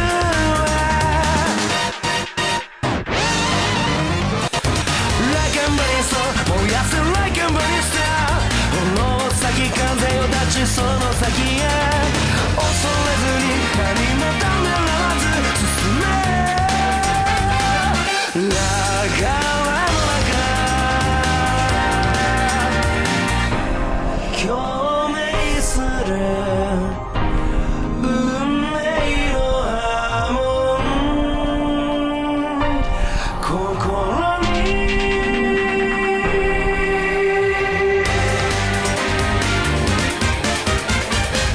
闇を